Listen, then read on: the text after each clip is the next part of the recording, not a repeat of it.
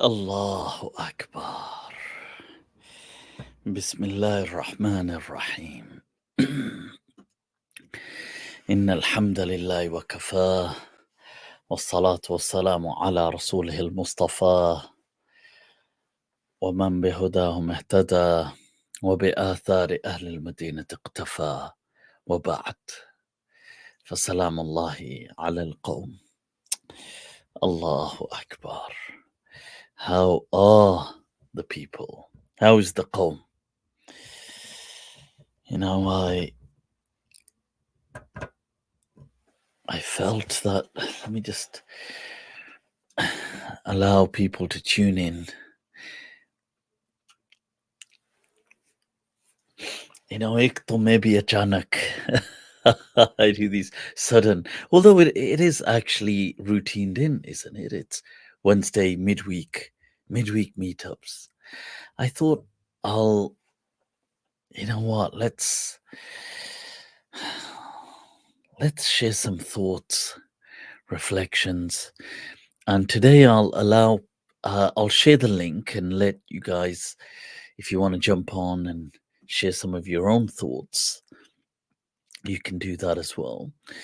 So I thought I'll keep it, because usually what's been happening for a little while now is I come on and I have something I'd like to discuss, and then, you know, time is constrained, and so I have to leave it and shoot off. So I thought today, chalo, I'll share some thoughts and then just really let you guys kind of jump on and discuss whatever's preoccupying your precious thoughts. Let me actually tell my my Discord group, but till then you guys can click like and share. I'll just see here.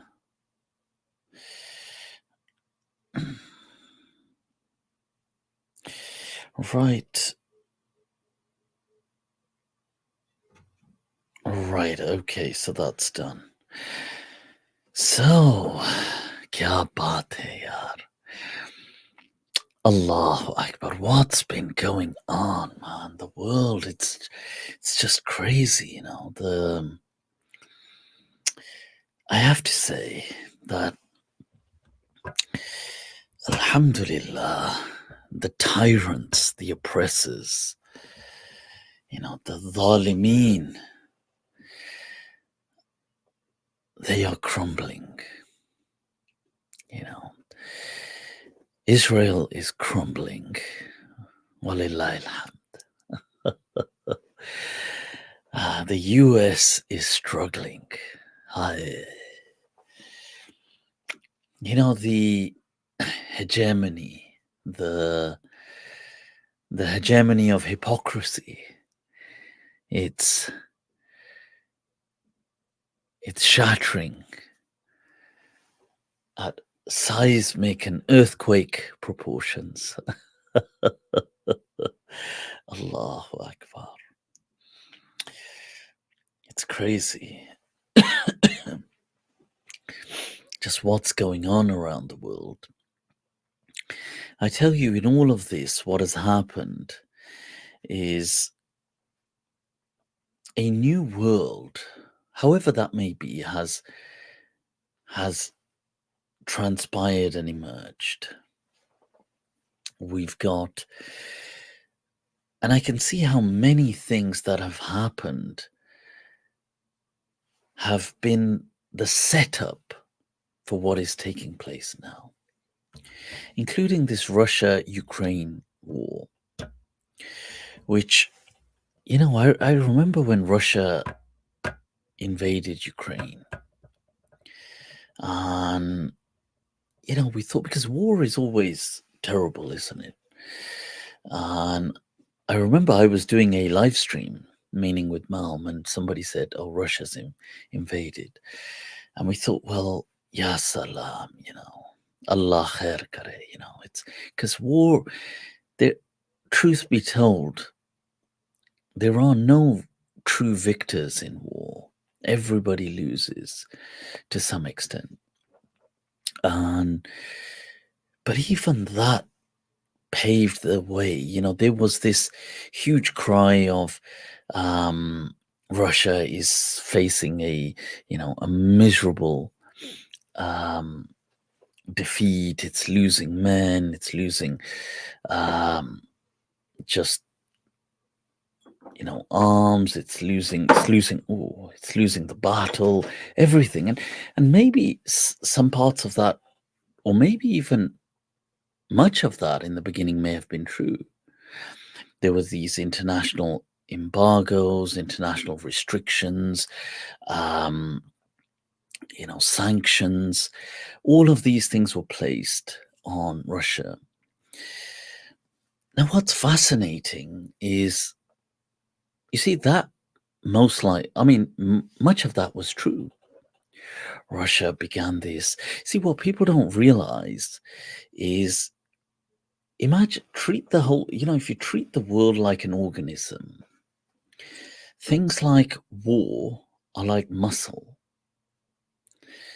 It's a good symbolism or a metaphor. And unless you exercise it's not in good shape. So no army, unless it's involved in war, is actually up to scratch, because they're just not, they're not trained, they're not ready. Maybe, the last major Russian war was in the 80s against the Afghans, leading into the 90s and the collapse of the USSR. Now, however, a country like Russia is just almost like an endless supply of war industry, and this is from World War II as well. It's nothing new. It's the same tactics against Hitler and the whole thing. But they've just got so much of an industry to manufacture goods. So in the past couple of years, this seems to have been like a war of, bleeding the West dry through 1,000 cuts. And what Russia has done is, in the last 2-3 years, the third year now, it is a different machine now. It is not the same animal that began 3 years ago. They've now been training. They've become well accustomed to the terrain. They've improved. They've learned from their mistakes. They've got ridiculous manpower. I mean, something like, they are recruiting something near 1,500 people daily. I mean, that's just, you couldn't. I mean, their standing current army is around 600,000 to 700,000 that is participating in this war. And they maybe have many held back in strategic positions. You're talking, within no time, 1 million men. 1 million. I mean, that is just absurd in military numbers. Europe has realized that they've got very little war experience, very little funds to support this war. Russia's economy did not collapse despite the sanctions. In fact, it flourished. And do you know what it did? It gave the boost to the de-dollarization phenomenon. So now, because the de-dollarization, although it had been suggested before, I mean, make no mistake, this is why Saddam, the Gulf War and all of that happened, this threat to switch from the dollars to the euros. Why Gaddafi was killed, I mean, make no mistake about it, it was because of the threat to de-dollarize. But what happens is, with a beast like Russia taking that on, because they've got no choice. Well, the Europeans and the Americans, who control the international economy, have sanctioned them, and there's such a huge. I mean, they're a competitive, a customer on the global market. So it's boosted the de-dollarization. The BRICS have taken that opportunity, which there was already talk about this, but this really begins after the Russia-Ukraine war. China, Russia, then, now BRICS, 71 countries have stepped into de-dollarization. 71, I believe. That's crazy. That means that, and more countries have started to, instead of having, dollars in their, as part of their reserves, have moved to gold. So you've got all of this going on. And amidst this, Israel starts its brutality. This man ashaddu minna quwwa attitude of this qawmu Ad complex, this God complex that they've got. And, it's funny because it's like a bully, you see. The worst thing a bully can actually do is to fully strike and go out against their victims, because bullies often are just cowards. See, most bullies are just always cowards, but their biggest strength is the fear that the opponent or the adversary or the victim has about them. So Israel has had this larger than life fear factor looming over it because of, because it's a European colony, because America is fully supporting it with all its, maritime and warships in the region, and all of this always ready, and it's different, military bases in Jordan and Saudi and all of this. So people are, oh my God, we're afraid, we're afraid, we're afraid. But then what Israel does in its arrogance is it goes full out on genocide mode. Now, one, it exposes its tyranny to the world, and the world has now, woken up to this. But secondly, it forced people to then rise. Now, what Iran did changed the entire dynamics. I mean, has anybody else noticed that Iran, within weeks, has gone from this, this kind of welterweight, middleweight, to the heavyweight division? It's become a heavyweight player of the world now. Has anybody noticed in the last few weeks Iran going around to different countries now? Iran did a visit to Pakistan. It's already in negotiations with something with India now. It's today received a delegation from North Korea. It was yesterday they had an intelligence meeting with Russia and China. It is now a world supreme heavyweight player. And that too, because it was forced with sanctions. So it's fascinating. This verse of the Quran in Surah Baqarah. وَعَسَىٰ أَن تَكْرَهُوا شَيْءٌ وَهُوَ خَيْرٌ لَكُمْ. It may be that you detest something, but it is good for you. That it may not feel good to you, but it is good for you. وَعَسَىٰ أَن تُحِبُّوا شَيْئًا وَهُوَ شَرٌّ لَكُمْ. Perhaps you love something, want something, but it's harmful to you and harmful for you. And Wallahu ya'lamu wa antum la ta'lamun. Now, had these countries not forced, strong-armed, this Western hegemony, had it not, it's American hegemony really, had it not strong-armed these countries into that position where Iran is now supplying Iran's drone warfare is now wanted by most countries. I mean, Russia is deploying it. They've different version of their kamikaze Shahid drones are so powerful, some reaching, they are so capable that it's like, wow. I mean, they've got very cheaper ones as well, and they only cost so many thousands to make. Unlike the missiles that have to take them down that cost like 1 million.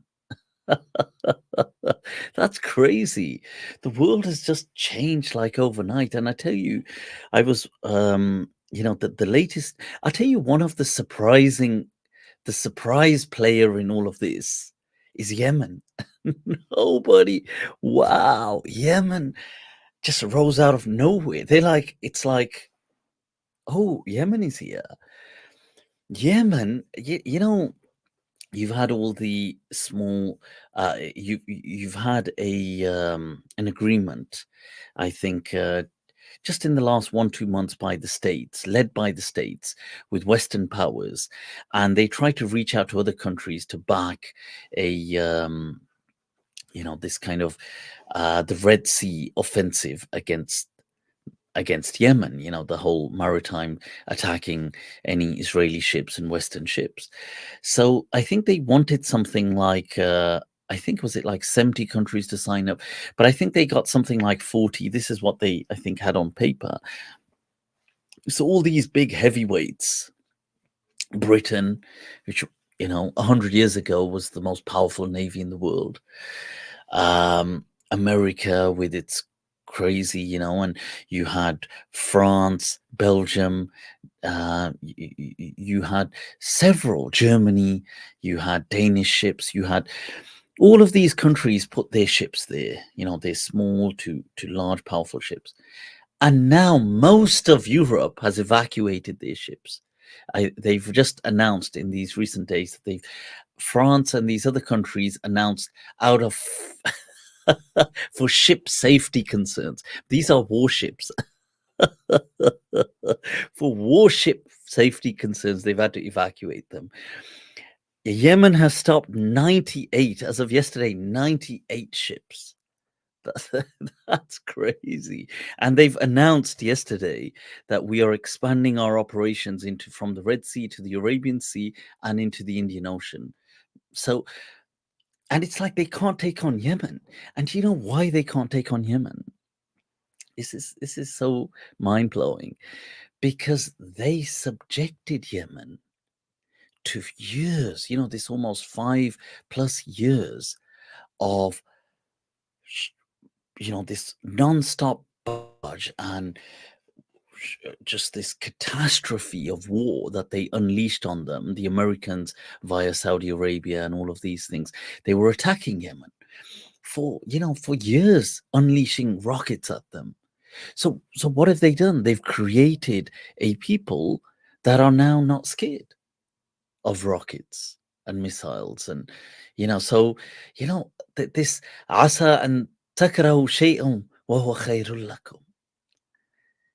What they did is inadvertently created this beast of a contender that is now, America said, oh, we're just going to go to the Red Sea. We've got our crazy, warships. We're just going to bomb them, shoot, missiles at them if we have to, and so on. Go for it. I mean, they've been taking rockets for years. So they tried that a couple of times. Each time they fire, one of their missiles, it costs like $1 million. So there isn't an endless supply of these things. They're finite. So it's crazy. So the world is just really,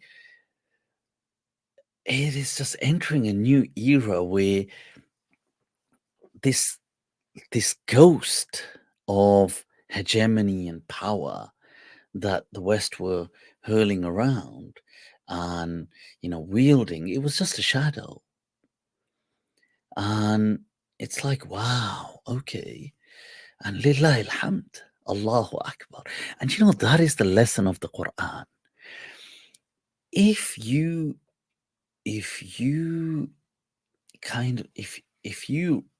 revel and rejoice in this arrogance that you have, Allah will crush you.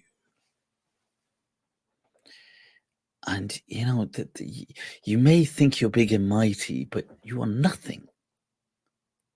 You're nothing, not even a speck on this rock that floats in air around a larger rock that is on fire. That's our reality. We are nothing. And Allah says, وَضَرَبَ لَنَا مَثَلًا وَنَسِيَ nafsa. That insan starts giving parallels onto God, that, acha, you might be God, but I'm something as well. Allahu Akbar. So it is just, I have to say, it's, war is never a good thing, but it is incredibly bemusing and just entertaining to see the arrogance and the sheer true meaning of kufr being just decimated. So wow, and I must say, you watch this. I mean, France had made an announcement. This Russian thing, this is crazy because Ukraine totally cannot survive. There's now a bid to release billions and billions of more dollars in aid. But and what? Russia just recently struck down a base in Ukraine that most likely hosted F-16 jets. So it's like Russia is just toying with them. And France tried to make this threat, we're going to send soldiers. And it's like, well, how many soldiers will you send? What, a battalion of what? What would you send? 5,000? I mean, you're contending with almost 1 million people. The 5,000 will be dead within a week. And remember, they don't have true military capacity. Even America, there is this myth that America has some training because it's been to Afghanistan and Iraq. Well, when did Afghanistan stop? Just think about it. And when was the time that they truly went? I mean, Iraq, one could say that they was a full-on offensive. It's almost been, what we're looking at, the better part of almost 20 years. Almost 2 decades you're looking at. That they don't, even if you said it's been, 1 decade of true kind of fighting, soldiers move on quite rapidly through the regiments. I mean, you would be looking at people who have no military or very little, put it like that, expertise on the ground. And what this has done is it's woken many poorer countries who are masakin, fuqara and masakin, many of whom Muslim, to realize that, this threat that we were so afraid of, it's just a ghost. It's like, because, like, if you think of it now, Israel tried to retaliate against Iran. That was such a joke. They tried to retaliate, and you see, now Israel had tried to flex with its F-35s, right, jets. But what did Iran announce? They said, well, we've got the equipment to take down F-35s. So they just announced it. We've got that surface to air defense systems that they'd acquired through their most recent deals with Russia that can take down F-35s. So think about it. F-35 is the top thing that Israel's got. So now when Iran made that threat, the counter threat, by saying, look, send them, because we've got air-to-surface air defense systems that can take them down. Now, so Israel didn't send them because, like, now, imagine you send it and they take it down. Beizati, huh? Gajab ki beizati. It's like, what do you do then? It's like the only card you've got to play.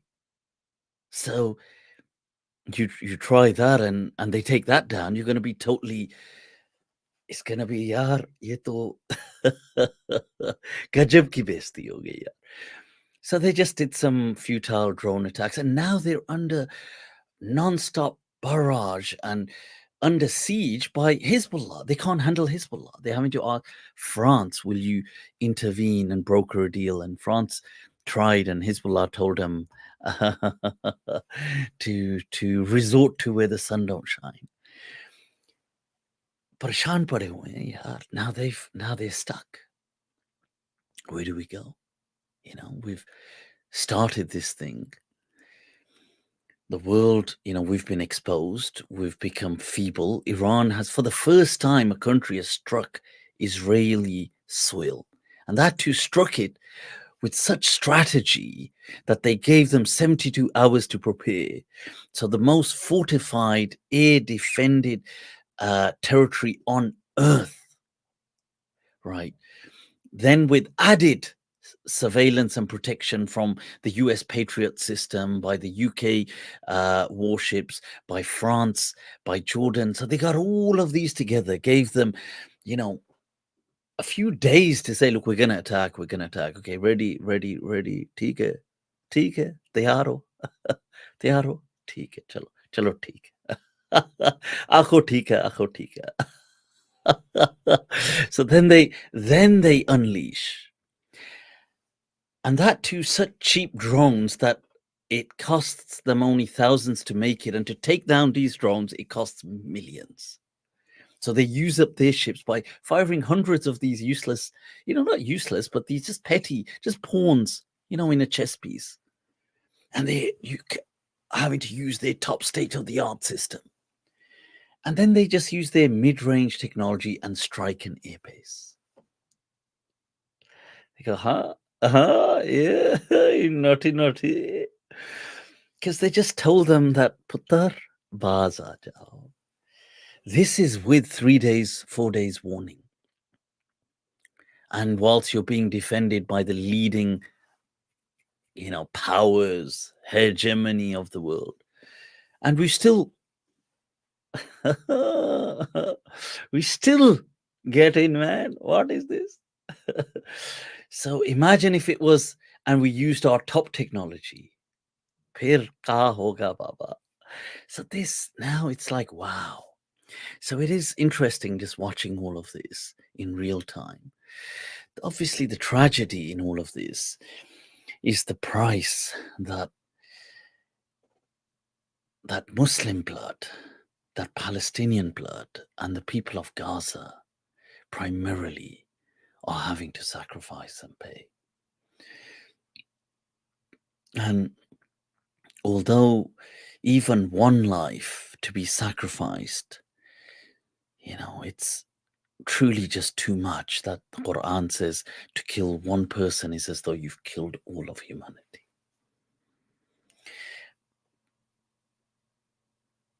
But they began. You see, it's the tyrants, it's these dhalims, these oppressors, these, global terrorists, these genocidal butchers, they began. So, Allahu Akbar, so it can't go in vain now. And we will see that the world is waking up to all of this. So there is a global, a kind of a conscious renaissance to the tyranny.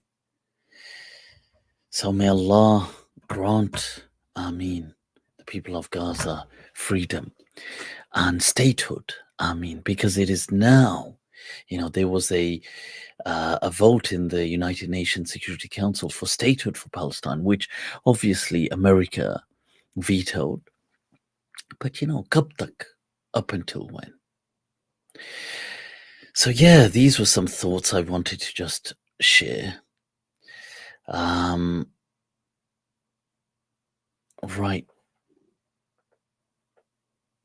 Yeah, somebody said, look, in the Torah, and that is the irony that Allah says in the Quran that in the Torah, katabna, that we wrote for them, for Bani Israel, like primarily, and to us by extension as Muslims, that to kill one person is as though you've killed the whole of mankind. And they, with impunity, do that. But khair, that it is coming. It is coming. That, Allah sees all. And they are already beginning to taste the consequences. Their economy, I was reading today that it is struggling. Their economy is collapsing. They used to rely on tourism. Naturally, that's gone down. I mean, that's going to go. Some people are still going there, pilgrims, but it's drastically gone down. I think it's gone something like it's been reduced from to something like I think 20 odd percent or something like that. But it's gone down massively. Then global investors have withdrawn because they're thinking, well, this is what the hell is this country about? And so they're just struggling. They're just relying on US aid. And one thing Israel isn't showing is the Israelis that are against Israel. They're keeping a tight lid on that. They are battling a public rebellion. The public have gone, so many of Israeli citizens have gone mental now. There was an attempt to assassinate key Israeli figures by Israelis themselves who are coming forward and trying to kill their own Israeli government because they're thinking these people have taken us to destruction. Because, yeah, but this is it. They will now taste their own consequences.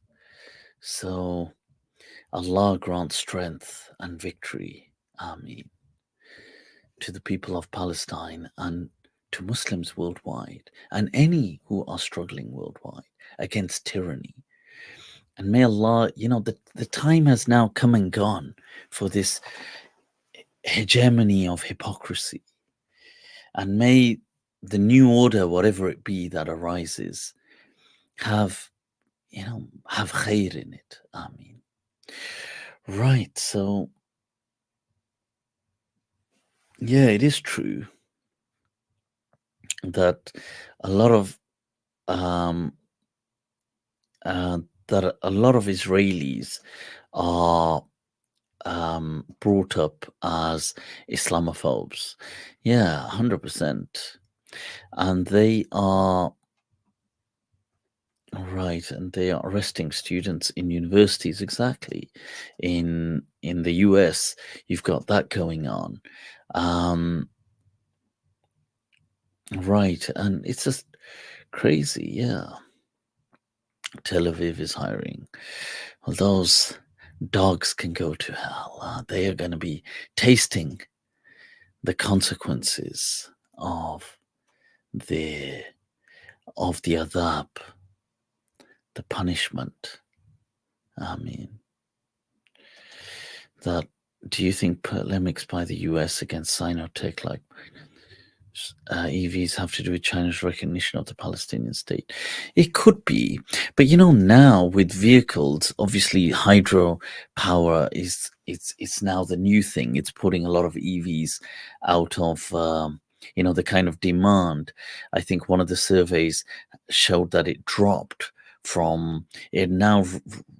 I think was it at something, but it dropped from something 80 something to I think 40 something percent. The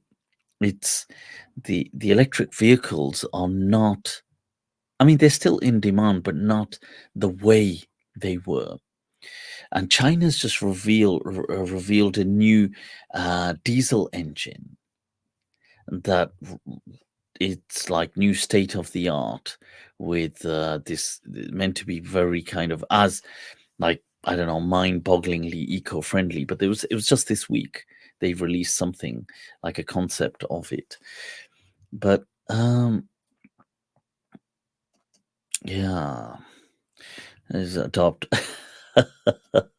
Yeah.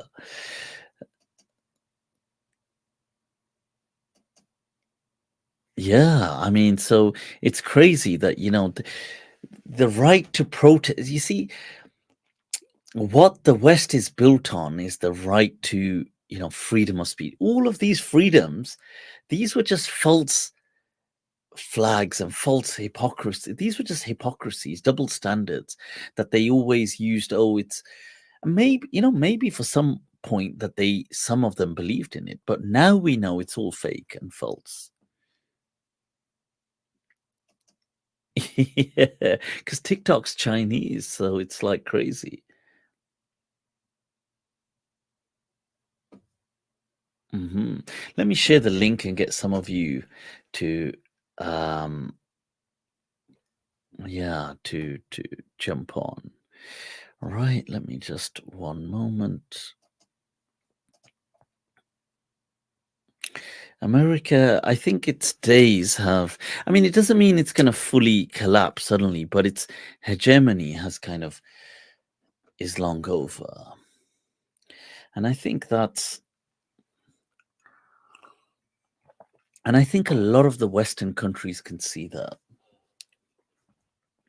I mean, the fact that North Korea announced that it sent top delegations to Iran yesterday.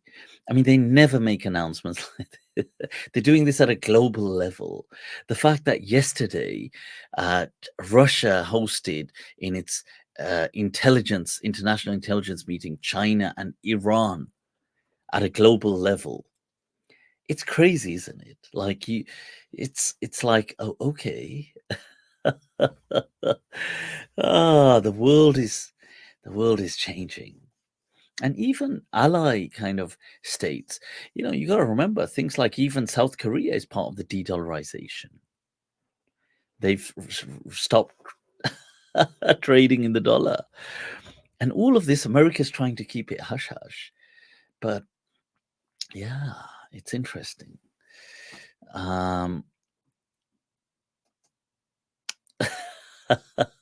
Imi, you are always number one, yaar. आप तो कुछ और हो. Right, so I'll share the link and shukran. Allah bless you.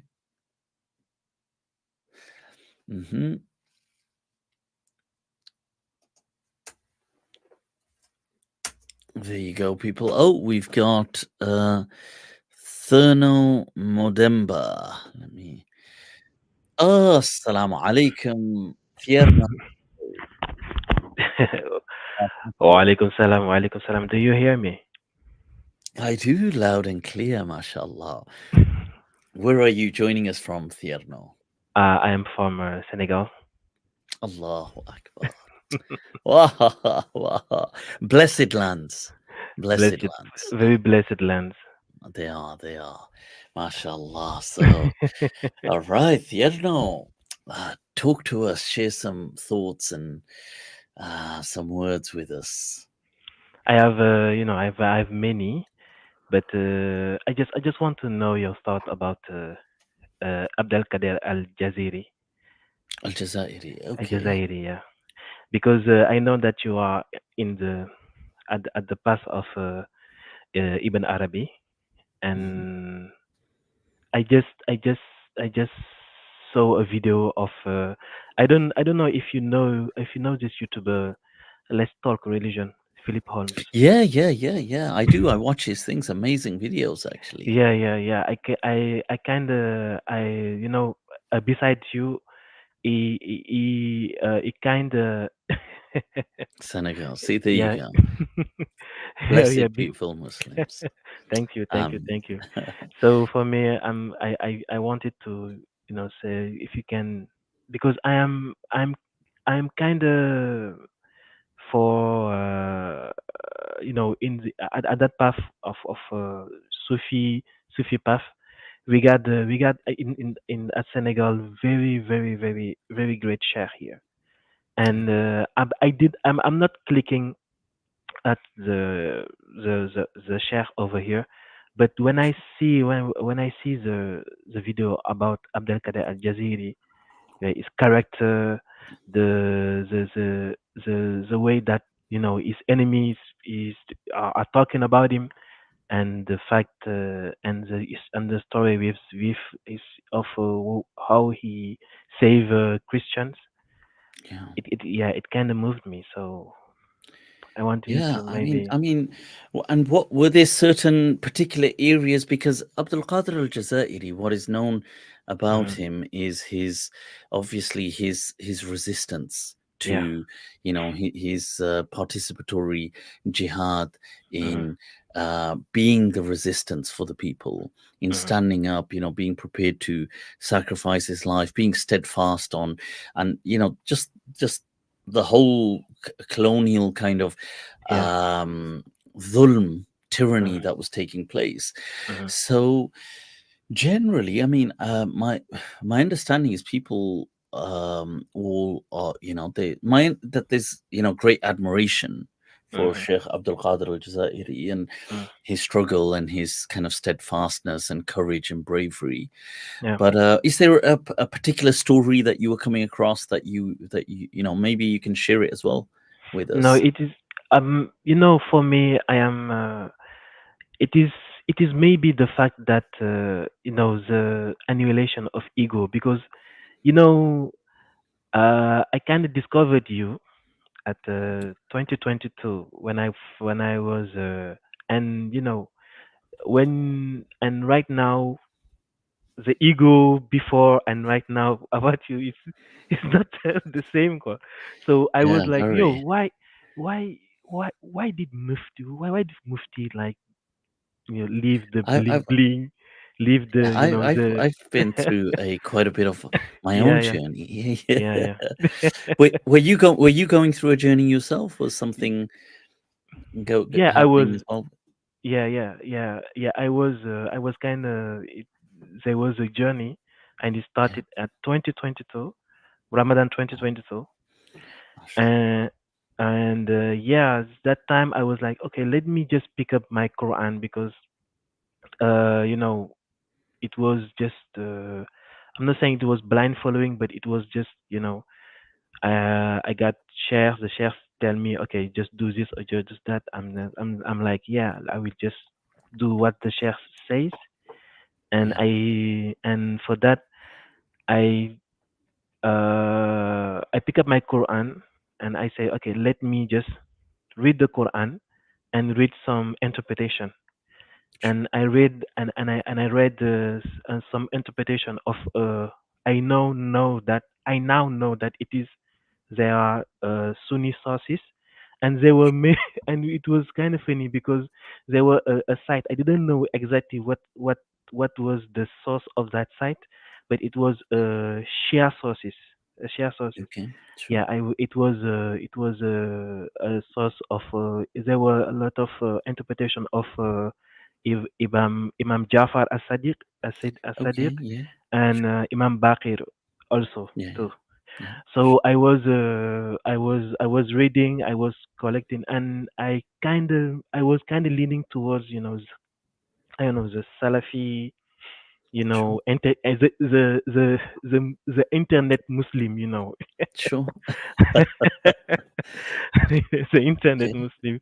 So I was leaning towards it, uh, and naturally I kind of hit a roadblock, and the roadblock oh, it was about music because okay, I yeah, really liked music, and mhm, when I was doing my research, they was telling me, okay, music is haram, like music is mm, totally haram, and I was yeah, doing some research about this, and I kind of stumbled across your videos, okay, and it kind of helped me having a closure about it.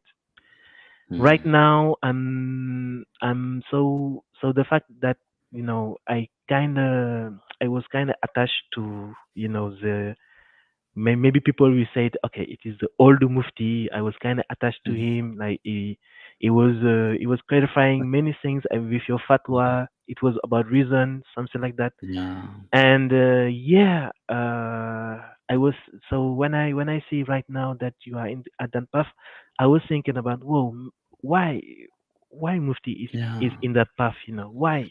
Yeah. and you're talking about your experience. I'm saying, oh, it's too bad. Why going? Why? Why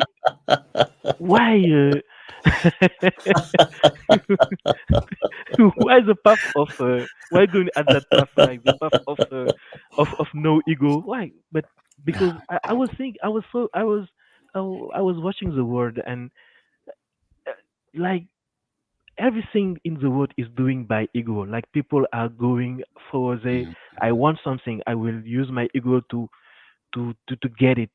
Like if I want some change in that was that's yeah. the way that I was talking, that I was thinking. Mm, And I was like, so at the path that Mufti is is going, I'm not fan of that path. And when I was saying, okay, maybe this path of Sufi mystics, I'm not out of I'm not out of this. So when I see the video about Abdul Qadir Al Jazairi, like it kind of okay. hit me. It kind of hit Wow. me.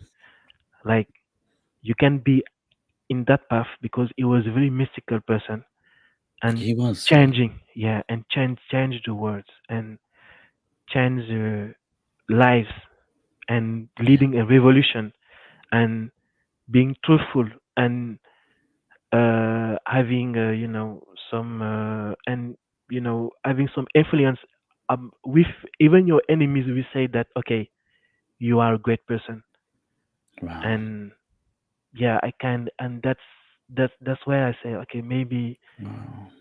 maybe I didn't really understand that the path of non ego.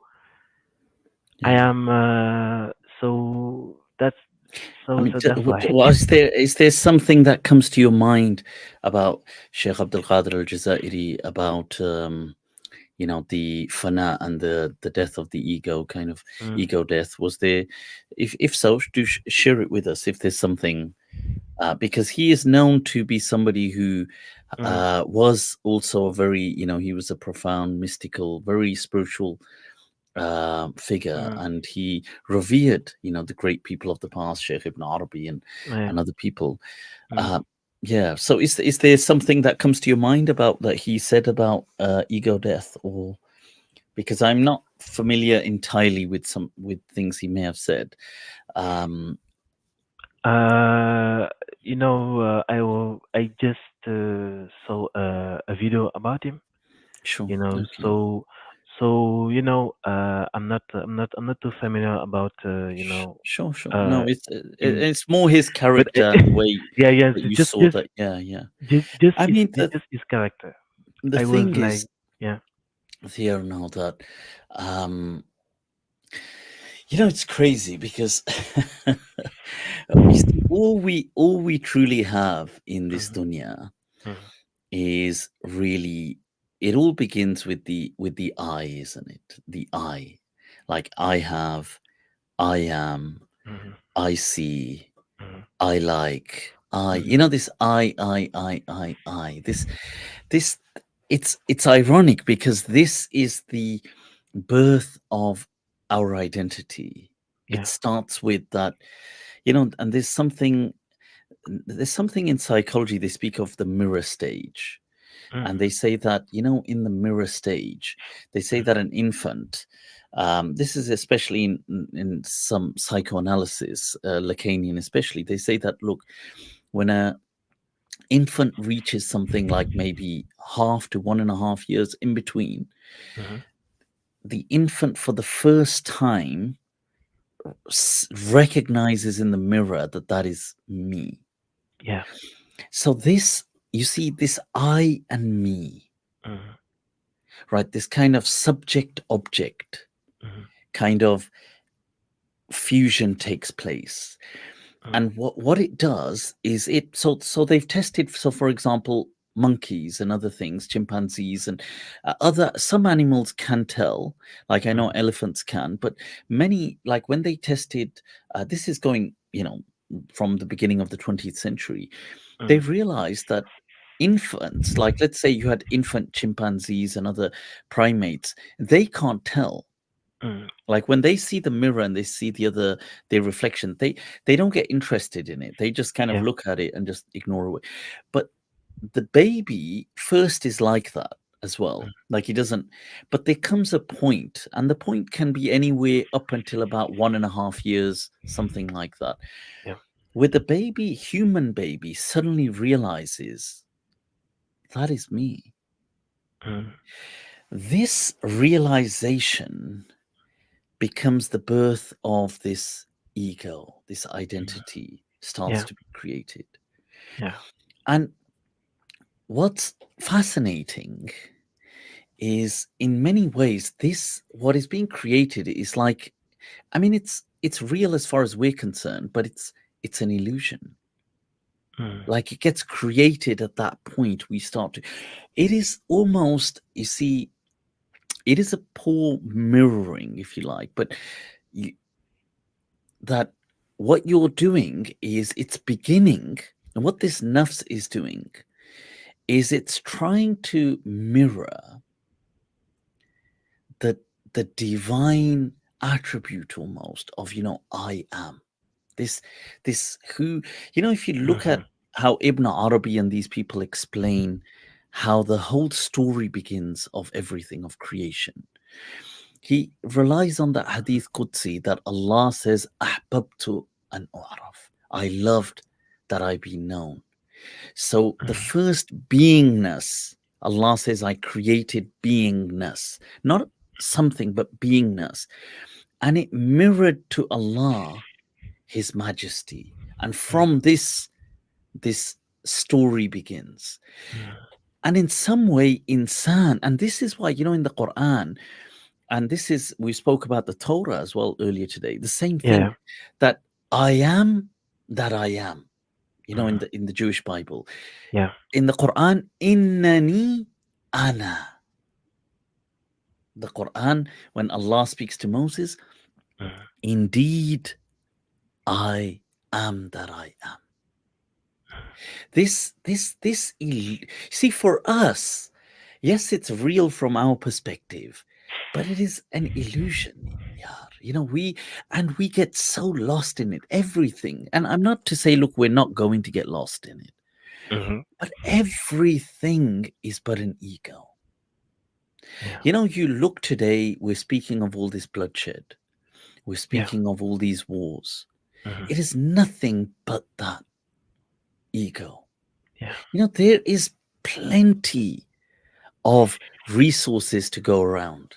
mhm, There's plenty of food, there's plenty of money, yeah, there's plenty of skill. mhm, We even have, ironically, we may not realize it, we even have love to go around. But somewhere along the line, mhm. this nafs, it's done something to us, man. Like Nafsi, nafsi, nafsi. nafsi. It is, and it's crazy that Mhm, in experiencing an ego death, mhm, the person realizes that, wow, that yes, okay, from my perspective, it is, I get it, but really, just Allah is, yeah, really, and yes, we are, but by the grace of Allah, but really, Allah is, and our life is like an illusion almost. mhm, And in this illusion, we're arguing, we're fighting, people are killing. The mhm. risk has been written for us, yet we're so, people, brother turning against brother, family against parent Mm, against child. If you yeah, see, I was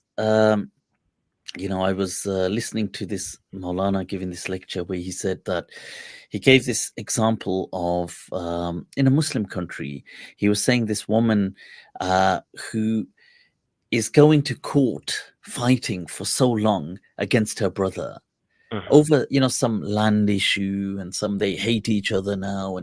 And she said, there's this man, she said that, oh, when I was young, he's the same brother that would, he would be ready to fight people for me if he felt they were even looking at me in a malicious way. And where has fate brought us? All That right. we stand against each other with Like, such yeah. hatred. We Yeah. put money down to Mm. destroy the other. We're from one mother. And Yeah. this ultimately, we are all from ultimately from Mm. one mother and Mm. father. Our story is one, you, me, everyone. Yeah. But it's the same story. It's the same It's like, story. Yeah. so I feel that, maybe some of my journey has been age, some of it has been events that have Mm. happened, some of it experiences, Mm. just experiencing in my own way a sense of ego death. And but it's not it's a journey we're all on. I Yeah. don't feel that, I feel that whatever it is, there's a long way to go, but it's about embracing it, enjoying it along the way. Yeah. Yeah. It will. Yeah, so, but shukran, I appreciate. I'm going to look out for that Sheikh Abdul Qadir Al Jazairi's video. I'm going to watch it. Yeah, it's So very beautiful, very good video. It's a very good shukran. video, and I'm waiting that you maybe linked up with Philip Holmes. Like maybe you can share about him your Yeah, your experience, yeah, and of yeah, course, it of will be course. a very good mind trap. Sure, I would, Yeah. yeah, I would love to do that, inshallah. Right, so Thierno, shukran for Thank you. joining us today. It's been an Thanks. absolute pleasure. Allah Yeah, keep you blessed and smiling. You got an amazing smile, Yar. I love it. Allah bless you and stay in touch. no And, problem. yeah, drop me a message as well if you can on Insta or somewhere, and I'll keep your profile in mind. Take Thanks. care. Assalamu Thanks. alaikum.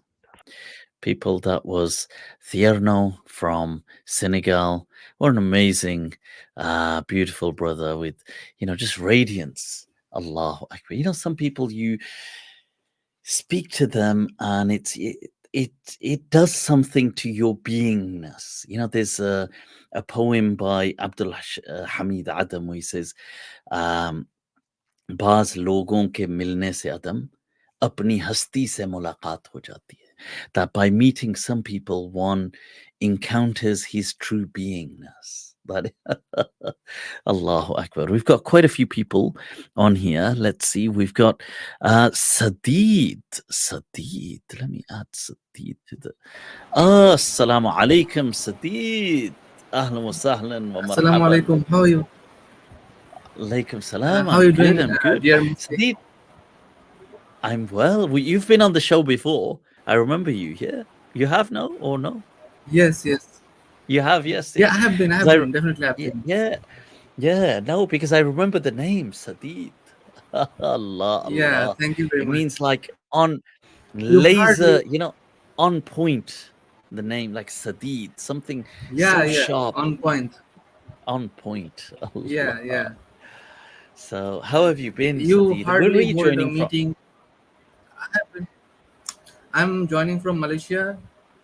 Malaysia, right? Okay. However, I was born and brought up in Bangladesh. In Bangladesh, yes, I remember. Yeah. Yes, I've Yeah, not but been I'm doing joining many you from meetings Malaysia now. recently. And so, yeah, um, yeah, let's do a meeting, meet some of the wonderful family across the world, see, some radiant, smiling faces and feel the love, man. So, talk to us, Sadid, what's going Yeah, on, yeah. and share something with us.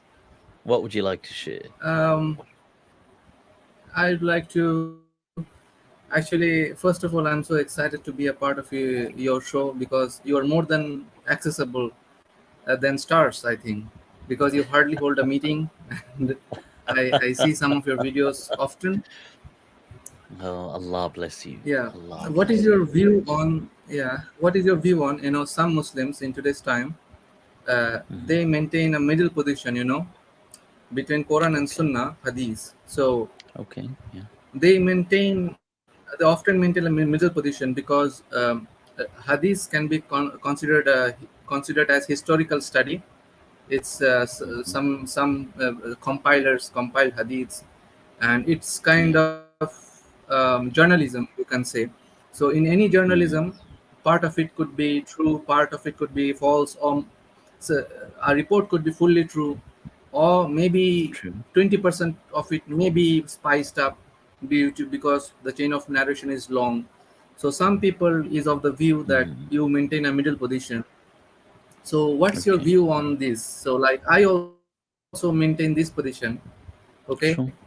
I if it is Yeah, matching with Quran, definitely it's fine. yeah. But not I, th- like I, th- fully reject because we I, pray. Yeah. yeah, yeah. No, we don't. You see, we don't reject hadith like as a statement or a principle. Yeah. Astaghfirullah, that That's would right. be ridiculous. But there are how has Muslim traditional scholars and ulama, you know, traditional Islam, how has it postured and positioned itself with regards to hadith? So, firstly, they traditional Islam is positioned in the hadith studies. So of most, if not all, hadith scholars were usually always Sunni ulama. How about when it comes to using hadith and to make law, to make, to have understandings of the faith? So some ulama, some schools of traditional Islam, and I would argue it was the majority at one point, but it kind of shifted over time. The early traditional Islam community, like that of the school of Medina, the Malikis, the Ahlul Medina, the Ahlul Kufa, the Hanafi madhabs, uh, these madhabs, which make up most of Sunni Islam, they had a hadith relativist view. So we accept hadith as as a kind of as a construct. We don't deny hadith. However, if when it comes to applying hadith, there's a difference. So one is we collect it, we use it, but when we're applying certain hadith, what is the criteria? So they made a distinction between hadith and sunnah. So they said that the sunnah we embrace wholeheartedly, but not every hadith is a sunnah. Some hadith are abrogated, some hadith are mistakenly narrated, some hadith may have been an isolated practice that is no longer practiced. Some hadith. So for example, there is a Sahih hadith to pray with your shoes on. Now, most Muslims don't practice that, although the hadith is quite harsh in the sense that the hadith says that do not be like the people of the book, pray with your shoes on. This is why sometimes you have had the phenomenon, especially in some Western countries, of, let's say, a very strict kind of Salafi Muslims. In especially in the early days, they would walk in, like we had here in Birmingham years ago, many years ago, with the rise of the Salafi Da'wah. We had certain young, very enthusiastic, very passionate Muslims. Allah bless their passion, Ameen.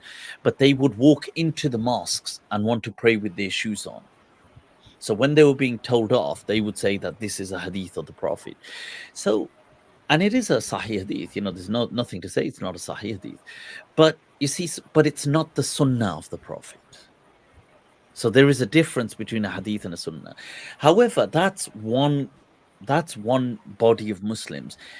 There was a culture then that countered that, which was, so this was hadith relativism.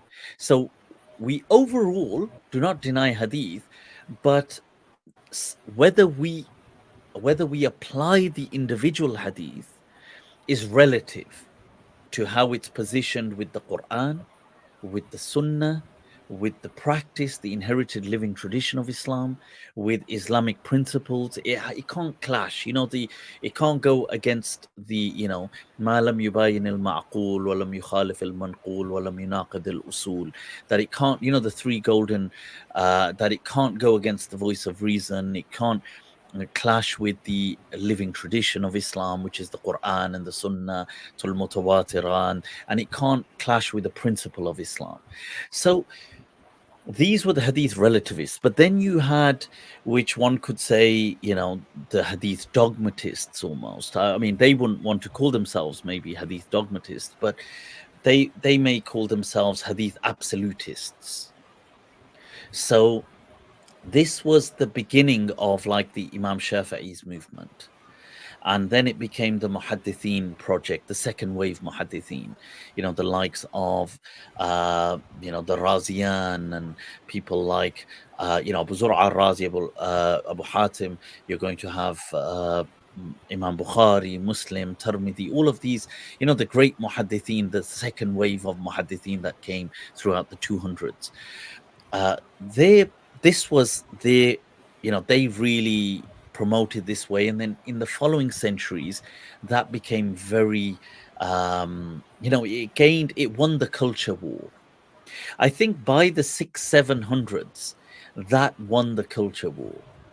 So what happened is the other madhabs, so the Hanafi, the Maliki, even though they were not hadith absolutists or hadith dogmatists, but many of them, maybe especially the Hanafis, but maybe not all of them, but many of them, including the Malikiyah, started to act as if they were hadith absolutists, even though their books weren't with that, but they started to enact that. So where I would position myself is within traditional Islam, Sunni Islam, in the school of Imam Malik, where we make a distinction between hadith and sunnah. That when Abu Yusuf tried to tell Imam Malik a hadith, he said, maybe it's a hadithu yawmin wa layla, maybe the Prophet said that somewhere. I don't know, that this might be an isolated case. But what we call in Arabic qadiyatu ayn. But he said the way of the Prophet, his sunnah, is that which the children learnt from their fathers, who learnt from the Prophet in this city, Medina. And he said, and that's what we go by. So I place myself like that as well. I don't believe that we should ever compromise the Me primacy of the too. Quran. And the Quran is always ultimate. It's always, primary. It's always the center. It is the sun around which everything in Islam revolves. And so it's not like the Quran is not a planet and the Sunnah is another planet. It's the Quran is the sun, and these things Yeah. orbit around the sun. So that's how I would see that discussion. Unfortunately, look, what I would say is sometimes these discussions are misframed. People say, oh, this person is choosing, for example, reason over hadith, or this person is choosing, and that's a misframing of it. Because look, the people who are being hadith absolutists, like let's say they find a hadith in Bukhari, and because it's in Bukhari, it has to be right. They are coming from a love for the Prophet. They're not coming from they are coming from a position of loving the hadith of the Prophet, that to the extent that they don't even want a single hadith of the Prophet to go be dismissed. I mean, that is a deep love that they have for the Prophet sallallahu alaihi wasallam. But you see, what we would argue is that in certain cases it's a misplaced love. That the other people that are arguing, for example, saying, okay, this hadith is in Bukhari, but it clashes, like the age of Aisha. You can't marry girls that are young like that. This is not, so it's not that we're not saying that, look, we understand your love for the Prophet and you don't want a hadith, but we are challenging that because of our love for the Prophet, that the Prophet was a rahmatan lil alameen. He would never have, said things like this. This goes against, this unfortunately would be to, to try to, uh, cast a horrible shadow on the Prophet sallallahu alaihi wasallam, wal iyadu billah, even if you're doing it without an intention. But our love for the Prophet to defend his honor is what. So both In the people are Holy Quran, positioned. Yeah, go for it. Go for it. in the Holy Quran, if I'm not mistaken, there is a verse saying that Allah is pleased with the Sahabas. Am I right? So, Yeah, yeah. based on your knowledge of the Quran, do you think we should also follow the actions of the Sahabas? Why? because if you have noticed that some of the sanad, the chain of narrations, do not contain messenger, peace be upon him at all. Qala Rasulullah sallallahu alaihi wasallam is not there, and 4 5 people involved in narrating that particular statement. Prophet Muhammad sallallahu alaihi wasallam is Rasul sallallahu alaihi wasallam is completely absent.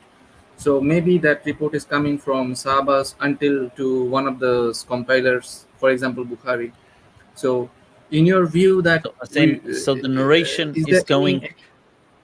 Who's the final person in the narration? The tabi'i or the sahabi? Sahabi is the last person.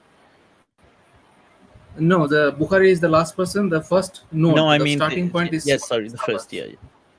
Sahabi, yeah, yeah. Yeah, So you call that in Sahabis. hadith studies, we call that mawquf riwayah. So it is, so they would say that, so if it reaches the Prophet, we call that marfu'.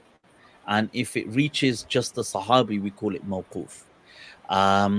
Now, the, so I mean, so the question was what? Sorry, that do we accept mawquf So riwayat, or question is this? is there any Yeah, basis in the Holy Quran to saying that to follow Sahabi like Watullah, Waturus, follow Allah, follow Messenger? But is there anything nearer to the effect indicating that follow Sahabi, follow Allah, follow Messenger and his Sahabas like? Because the chain of narrations, some of the chain of narration, Prophet Muhammad sallallahu alaihi wasallam, Rasul sallallahu alaihi wasallam is completely absent. So yeah, how should we view those hadiths? Should we follow? This is sure. also, I mean, is it Sure. also I mean, something look, that we should follow? what I would say is I would apply the same. Look, the Sahaba radiallahu anhum were the Prophet's companions. They were people who lived with the Messenger of Allah. They traveled with him. They fought battles with him. They saw the highs and lows with the Prophet. I mean, they were amazing, and amongst the best of people. Nobody's denying that. Now, that doesn't mean that they didn't have problems amongst themselves sometimes. I mean, they were human beings. Nobody is saying that they were, prophets, wal-iyadhu billah. But so we value the Sahaba ala ra'si wal ayn, they are without a doubt. However, the same principle does apply, that look, if there is a ruling, so it depends what, because not every hadith is a ruling. A hadith could be a description. They could be describing a region. They could be describing a town. They could be An event. describing an event. They could be saying a wisdom. Like an act of, like a proverb. They could be teaching you proverbial wisdom. They could be teaching you just saying something about the life in the time. The prophet's description. The prophet had hair that was amazing, and it was like this. Not every narration of a sahabi is going to, and not every hadith is about rulings. So when it comes to what is being said, so you'd have to take the individual hadith, and then you just look, if it's something that you would measure up against the same criteria. Now, look, mostly what I'm going to say here is that, when it comes to rulings, the hadith really, they've already, like, we already have books of fiqh that have already given all the rulings. Nobody has to today, go to Sahih Bukhari and try to invent the rulings of fiqh. They are already, we've got volumes and volumes of books of fiqh where the ulama have already, the inherited practice has been passed down. You can just learn fiqh. So whatever the ruling is, you already know what the ruling of different ulama was with relation to that hadith. So I would say that, look, it's the same thing, in the sense that if it helps, of course, we accept it. If it's an isolated incident or something that goes against a general practice, you're not mandated to leave the rulings and follow it just because it's an opinion of a companion, if it went against the other opinions, that is. So if that makes sense. So sometimes you do have some Sahaba radiallahu anhum who may have a very like an outlying opinion on a particular thing where everybody else, even other companions, will disagree with them. So that does happen.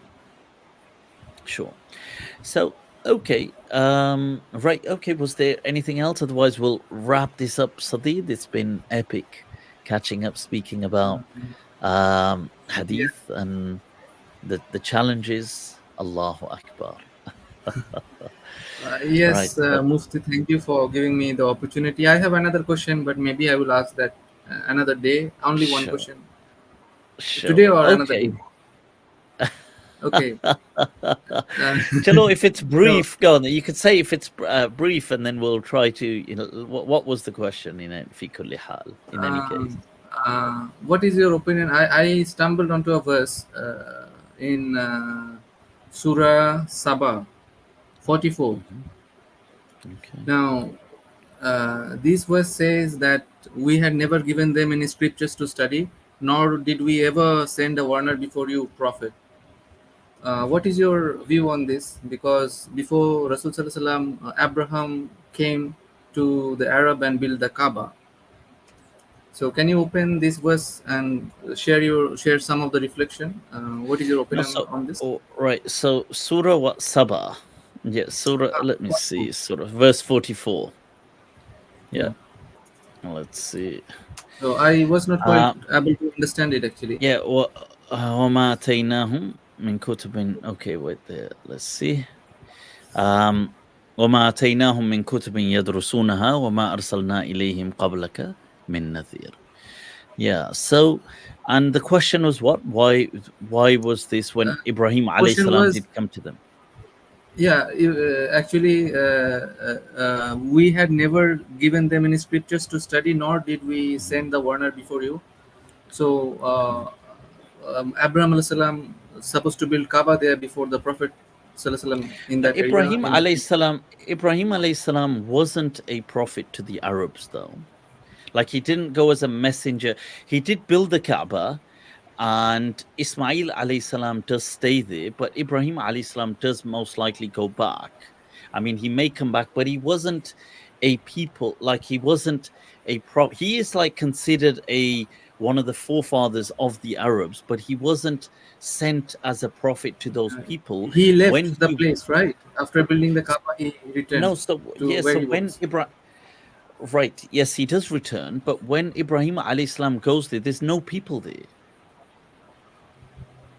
So when he goes to, Oh, I see. he said he goes to a place that is abandoned, and he's told to he builds the Kaaba, and it is a wadin غير ذي زرع. It doesn't have any kind of. It's not fertile land, and he's told أذن في الناس بالحج, and he says that, but there's no people here. What would we? And Allah says, call them, they shall come. Not that they shall come now, but in generations to come, they shall come. So Ibrahim alayhi salam is an ummah in and of himself. Nobody's denying that, alayhi salam. But it's not that Ibrahim alayhi salam went around to the Arabs and said, come to Allah, come to.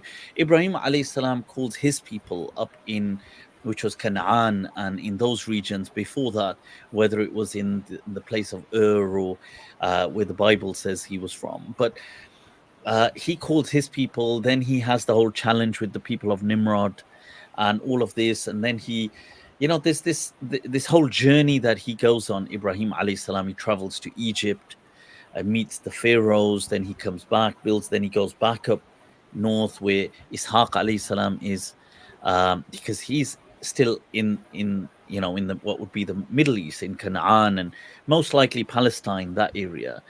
So Ibrahim alayhi salam. So when I think you're mixing up the thinking, it's not that he Yeah, came to a people and said, "Oh, people believe in Allah." There were yeah. no people there when he went there. I thought he came to a group of people to give the message.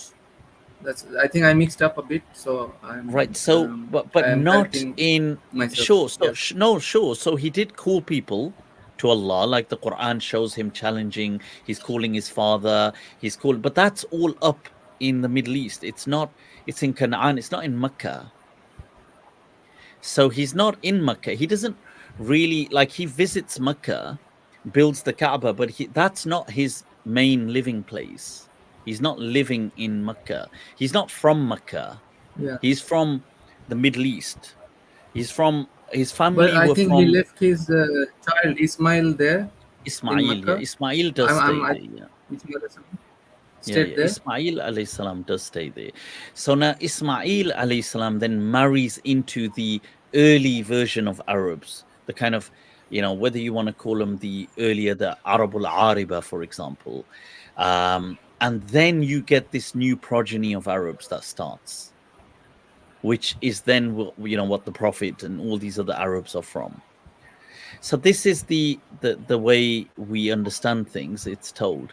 But the point is Ibrahim alayhi salam that you're asking, it wasn't, so this verse, the people of Mecca, they didn't have a prophet before them. So they wouldn't You didn't have. have a prophet before. Yeah. No, so this verse, and they definitely didn't have books. They were an illiterate people, most of them. They weren't, وَمَا آتَيْنَاهُم مِّن كُتُبٍ يَدْرُسُونَهَا. We did not give them books or scriptures to study. وَمَا أَرْسَلْنَا إِلَيْهِمْ قَبْلَكَ مِن نَذِيرٍ. They didn't have a Nadir before you, a warner, which is true.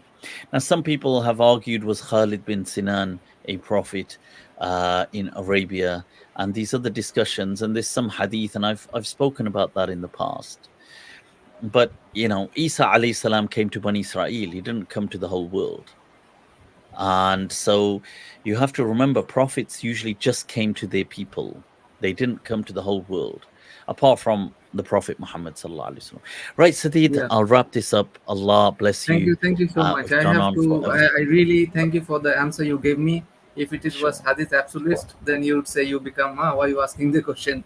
But I'm here. I am free to ask the question, and that's Of the course, of amazing course. thing about coming here and ask.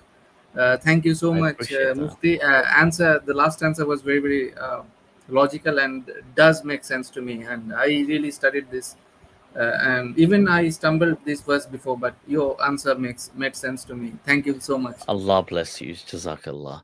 People, that was Sadid from Malaysia, who's originally from Bangladesh, and very interesting discussion there. Right, who do we have here, people? Who do we have? We've got Fahad Alam. Let's bring on Fahad Alam.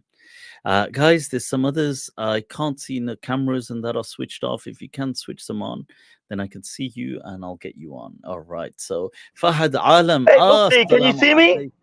I can indeed. How are you doing, Fahad I'm Ji? good. I'm good after so long. Look Guess at the where we are? Australian accent. Can I show you where we are? Go for it, yeah. With my beautiful wife, everyone. Guess where we are? We're doing a Macca's run. Alaikum salam. That's my Allah. beautiful wife. I got married recently, Mufti, in October. Oh, Mabruk. And Allah she's bless your Aboriginal. marriage. She's actually Aboriginal Australian who's recently converted to Islam. From what were you, hun? Wow. Atheist? Oh, agnostic. Christian Catholic. Sorry. Wow. You chucking her out of Christianity, calling her a pagan. Okay. Hang on. Hun. Take this earphone. Okay. Just say hello. Look at that, people. See, this is how true love is shared. Look at that. They take this earphone, take half of my hearing. Allah. Fahad, Say something, hun. Assalamu alaikum, Mufti. Wa alaikum assalam. So, It's a pleasure Mufti, to have we'll both cut of to the you. chase. Sure, Can we go have for it, one go for it. question each, if that's okay? Because she's a new Muslim, and the local mullah, obviously, I don't agree with many of the things he says. I mean, he's a good bloke and all, but because I follow you and I'm a massive fan of you, obviously, I won't follow everything he says, you know? So, and I told her, oh yeah, don't worry about what these uncles say or aunties say. Just ignore them and just smile and say, yeah, okay, that's Islam, great. So, Sure, let's go for it. What are these questions? Okay, my wife will start first. Denise will start first. Go. Okay, go for it. She's driving at the same time, Mufti. Oh, you're driving. Okay, do keep your eyes on the road. Is Yeah, we are. We're going to go for a game of tennis. Oh, wow. Okay. It's Anzac Day today, by the way, Mufti. It's a public holiday, Anzac Day. Okay, wow. Okay. Mabruk once again.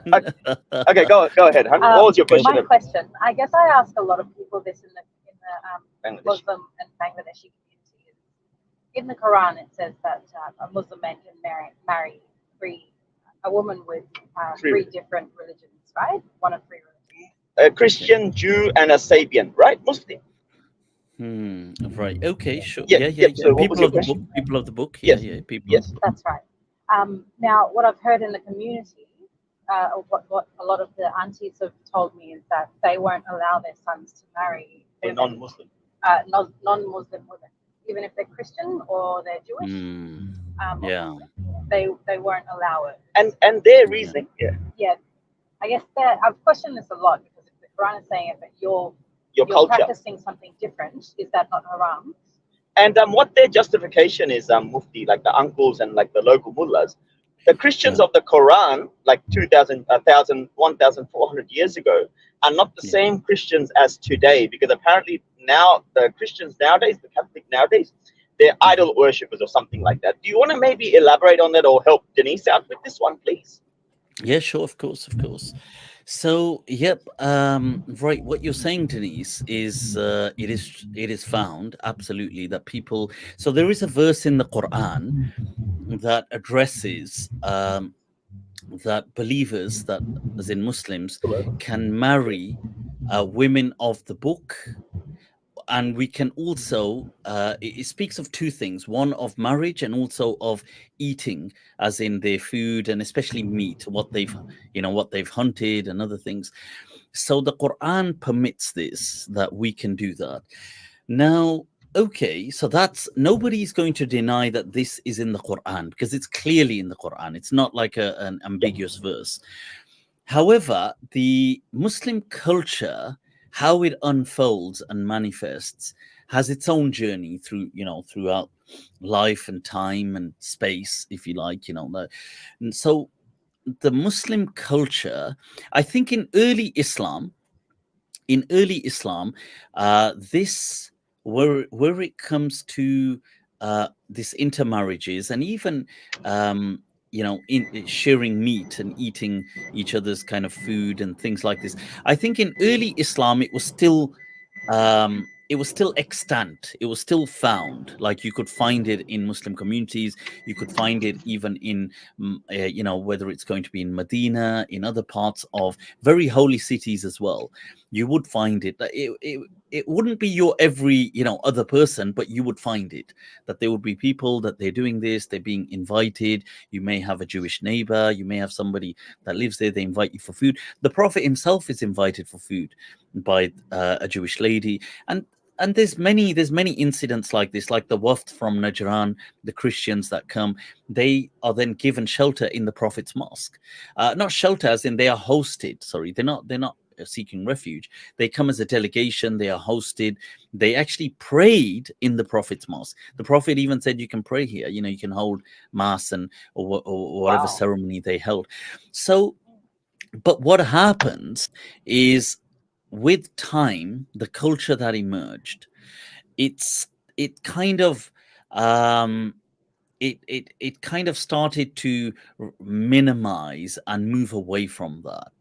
And they started to see that, oh, there's too many different, and maybe it was just or spontaneous, or maybe it was intentional. Maybe it was the fact that people are, one of the reasons a lot of people are worried about is children. So they get, so one of the factors is people get worried that, oh, look, if we have children, then this then the woman's going to want the child to be Jewish or Christian, and I'm going to want the child to be Muslim. And even though, let's say, it was a patriarchal society for the most part historically, and the father may have had an ultimate say, but nobody denies that the children spend most time with the mother. 100%. So yes, so a lot of people did have these concerns. They also had the concern of divorces, then what happens to the child and stuff like this. So I think some of this stuff led to that kind of divergence. And you're right, it's resulted with the general culture now. Like if you went to, I don't know, like let's say, like take a country like India. Now, India has it's Hindu, but predominantly, but it has a strong Muslim population. It also has a relatively strong Christian population. Now, I don't think you're ever going to really, I mean, generally speaking, find Indian Muslims that have ever married an Indian. I mean, you might find a one-off, but I mean, generally, an Indian Christian. they will just see them as totally different communities to themselves. So this has become the culture that has just manifested for whatever reasons. And sometimes, like I said, people may have logical reasoning to what they're saying.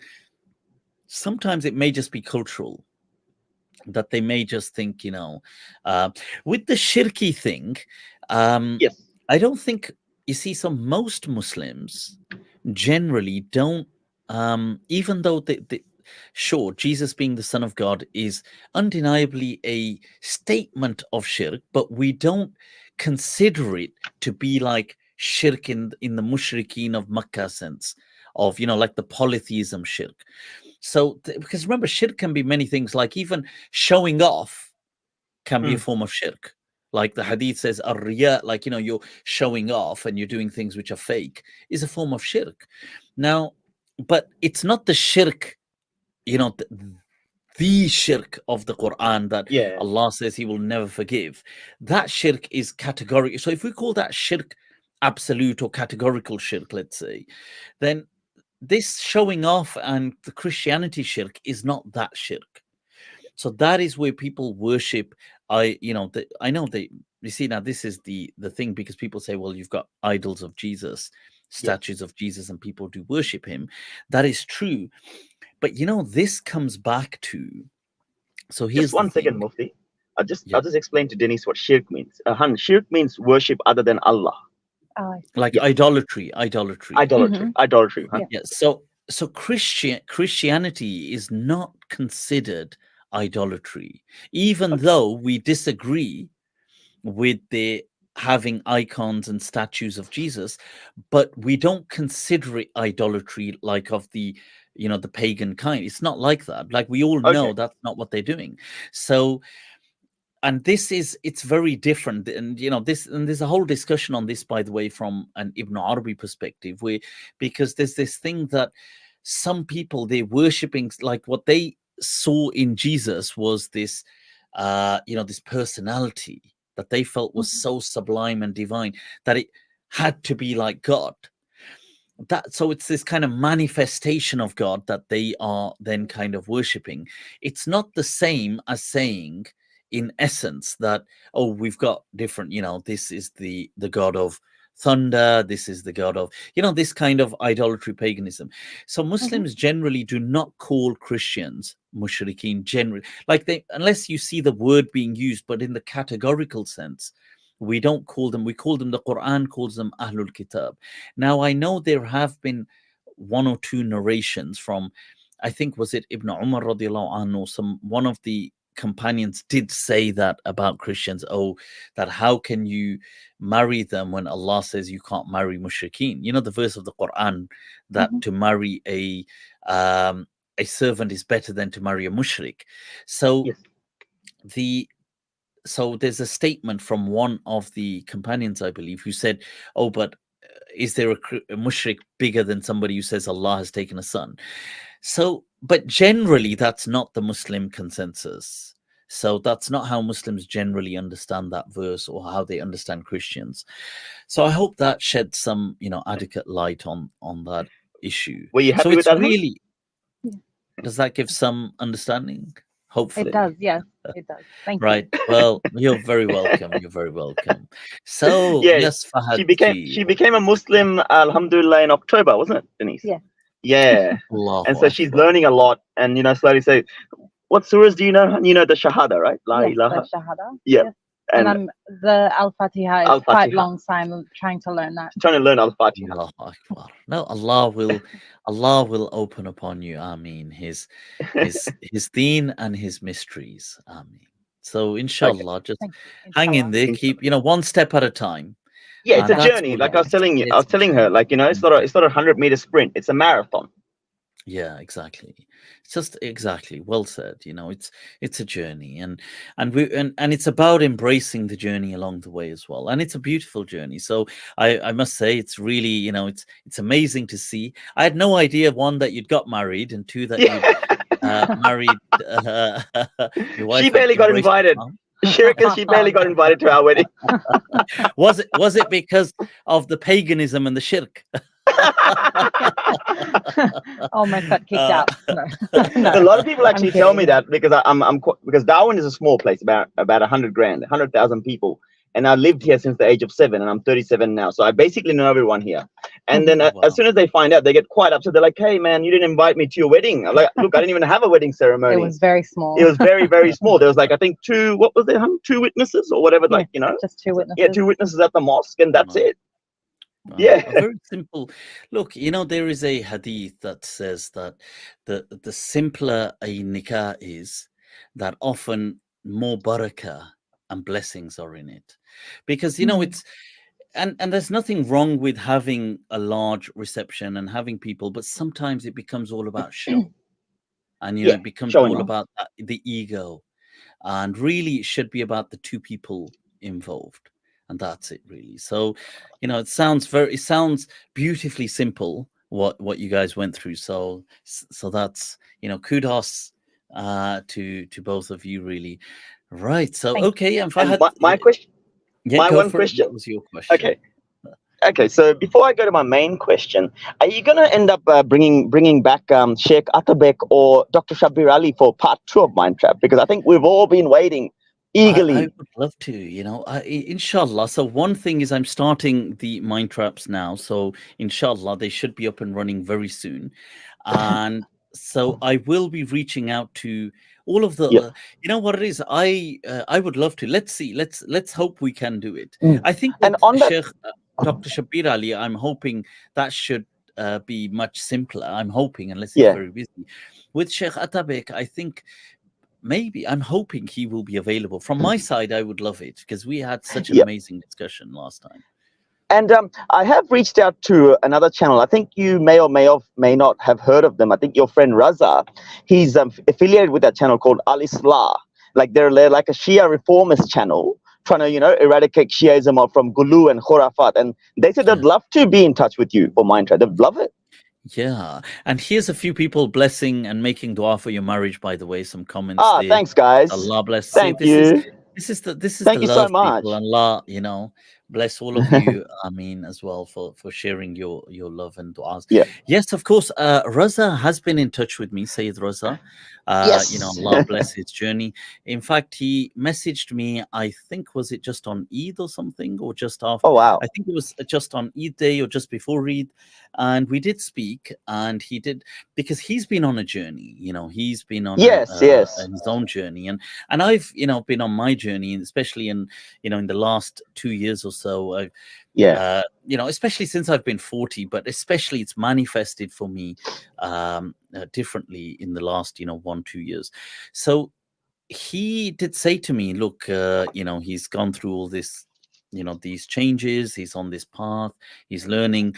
And I did say to him that, look, you know what, a discussion would be awesome. And he was absolutely, you know, in agreement, and he was very happy, saying that, look, when you're ready to reach out to him, and he is more than happy. And we will make that happen, inshallah. I think it's you know, it's it will be important and helpful, because he's coming from a Shia background where he's moved away from, you know, he's ex-Shia now, isn't he?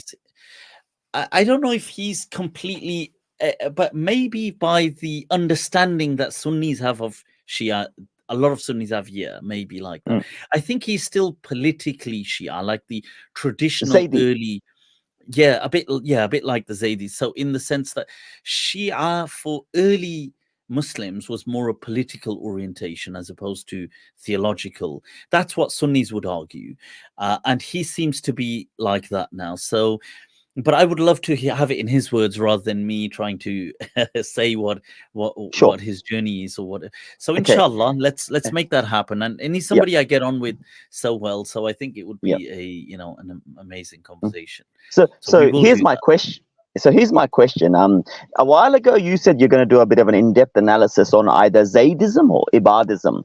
I'm not sure if you've got the time or, you know, the knowledge right now without doing any research, just to tell the viewers, because I've actually been very intrigued by Zaydism and Ibadism. So maybe if you can shed some light on one of those two, doesn't matter which one, whichever is easier for you. Right. So, I mean, the Zaidi movement really is, it's something, it's a, so it's really what we would just political kind of political Shiism, if you like. It's the understanding of Imam Zaid, from the family of the Prophet, who kind of breaks away from the rest of the Shia.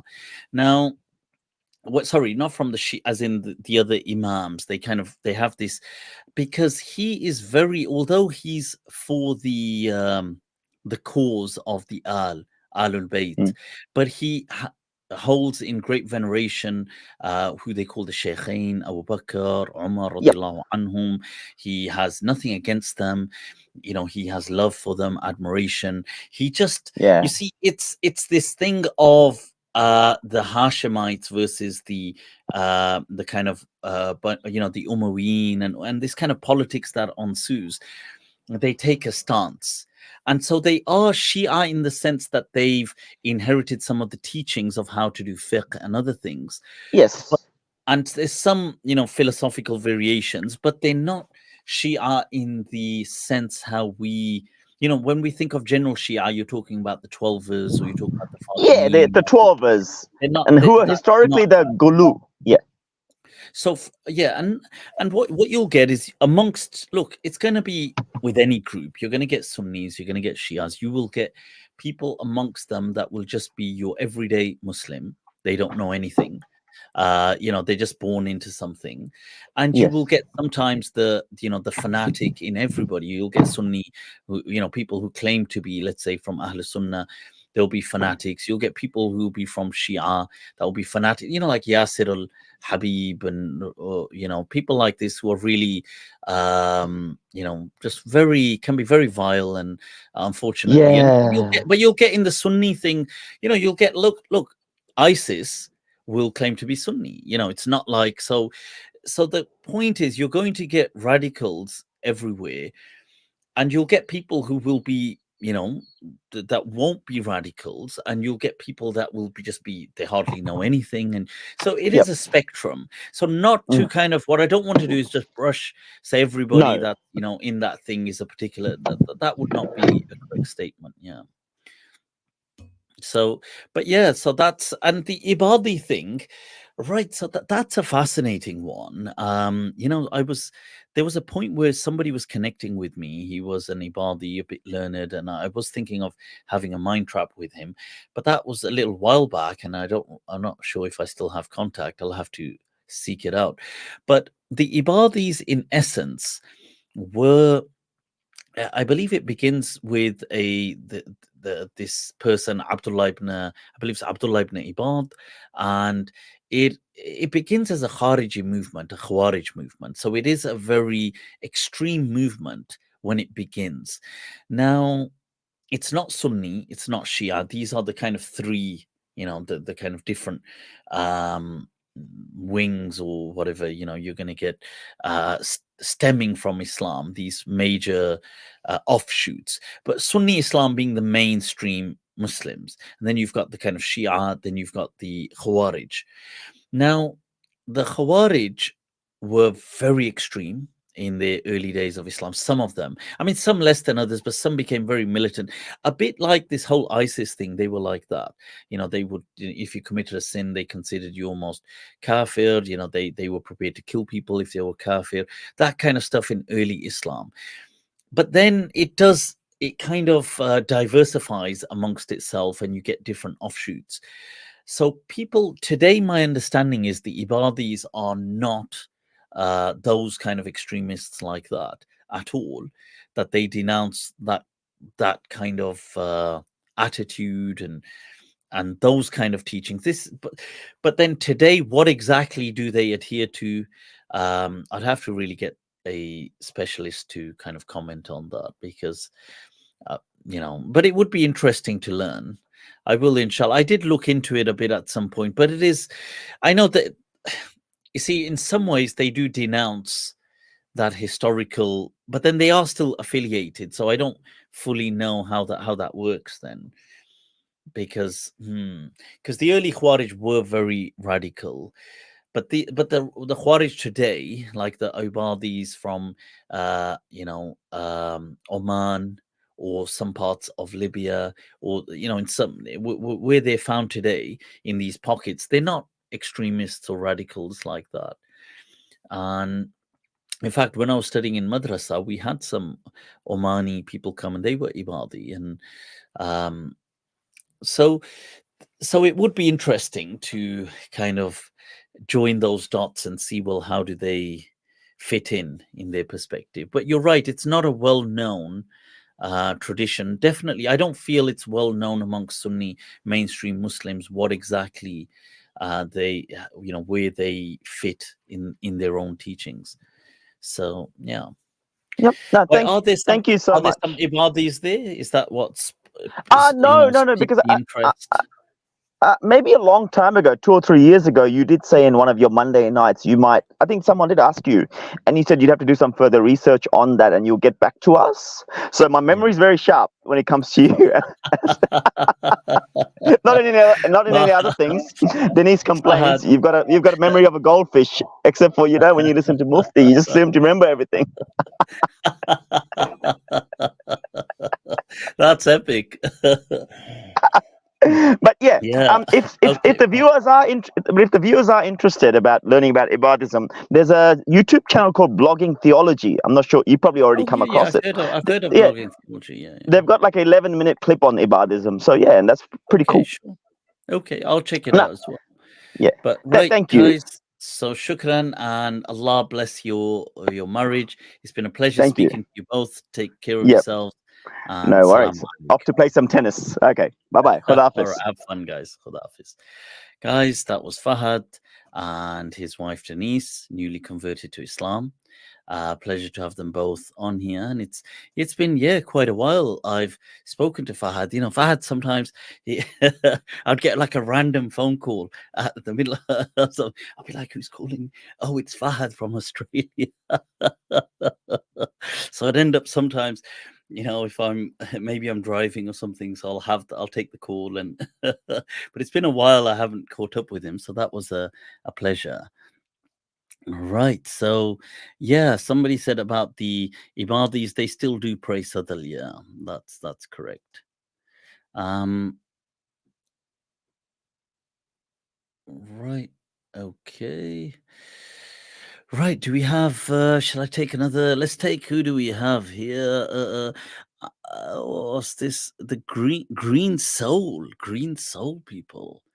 Assalamu alaikum, green soul. Wa alaikum salam. I didn't even know I was going to get on.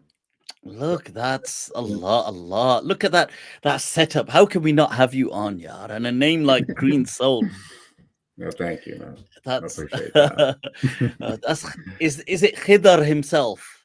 Is that Allah? You never know. You never know. Where are you joining us from? Jersey. Jersey, all right. Jersey, yeah. Not the Isle of Jersey, the new one. Okay, the New Jersey, all right. Yes. Yeah. Well, all right. So, Green Jersey, talk to us. Sure. I do have a question. I've been a Muslim for 23 years now. So I'm a convert. Yes. So, I went down to, specific path. I tried the Ramadan and everything like that, but there was a period where I was going to leave it because I was part of like a Salafi group. So I got into it, and tell me, I got some benefits from it, but there were certain things that I just wouldn't vibe with. I actually thought when I was at the masjid and I was listening to the lectures that this seems more like Christianity for some reason. This is nothing different. I felt because they had some really strange anthropomorphic beliefs. Yeah. But there was other reasons why I just didn't like it. But I went down to a Sufi path, and then from then I just fell in love with it. I just fell in love, and I started practicing Islam as well, with the prayers and everything. But now I'm to a point where, I kind of just stopped. And I've been listening to a lot of lectures with Quran only Muslims. Sure. And a lot of things kind of make sense in the sense that, why even pray these type of rituals? Like, why even all these things, that these requirements? I kind of started questioning it. I was like, is this really benefit me? Why can't I just kind of read the Quran and just worship God as I see fit? Sure. That's my Yeah. question. Yeah, that's one question. And there's another question as well. How do you see Islam in like 200 years? Is it going to change significantly from now, given the fact that with all this information, with all this technology and people actually gravitating towards certain things? But I just see, I don't know if it's going to be the same thing. I don't know if people are going to pray as much as they did before. So that's my two questions, I guess. Yeah, sure. No, absolutely. Yeah, very profound, questions there. I mean, firstly, this, so before anything, your journey to Islam, over 2 decades, and the things you've been through, and may Allah, continue to, open and unfold His blessings and mysteries and secrets to you. Ameen. This, it is a journey. It is a journey, man. And I understand that. Look, there is this. You see, so you've gone from different, like you've gone from something very, I think you said you may have gone to like a Salafi kind of understanding, and it maybe came across a bit harsh or a bit rigid, rough around the edges, anthropomorphic almost, as you mentioned, and it does do that as well. That's not to say every Salafi will be like that, or but I can understand what you're saying. And then you've found yourself kind of drifting, and you went to a Sufic path, let's say, and you found that, let's say, amazing, enchanting. But then after a while, that it became banal, and it lacked its kind of charisma, and then you're thinking, well, what about this Quran only, and the Quran only is saying, or this particular version of, let's say, Quran only is saying, why even pray, or why, it's as long as you're connected to Allah, then you're kind of connected. And you see, what I would say is all of this, it is still just the ego, like all of this, that there is, like, right from the very get-go, that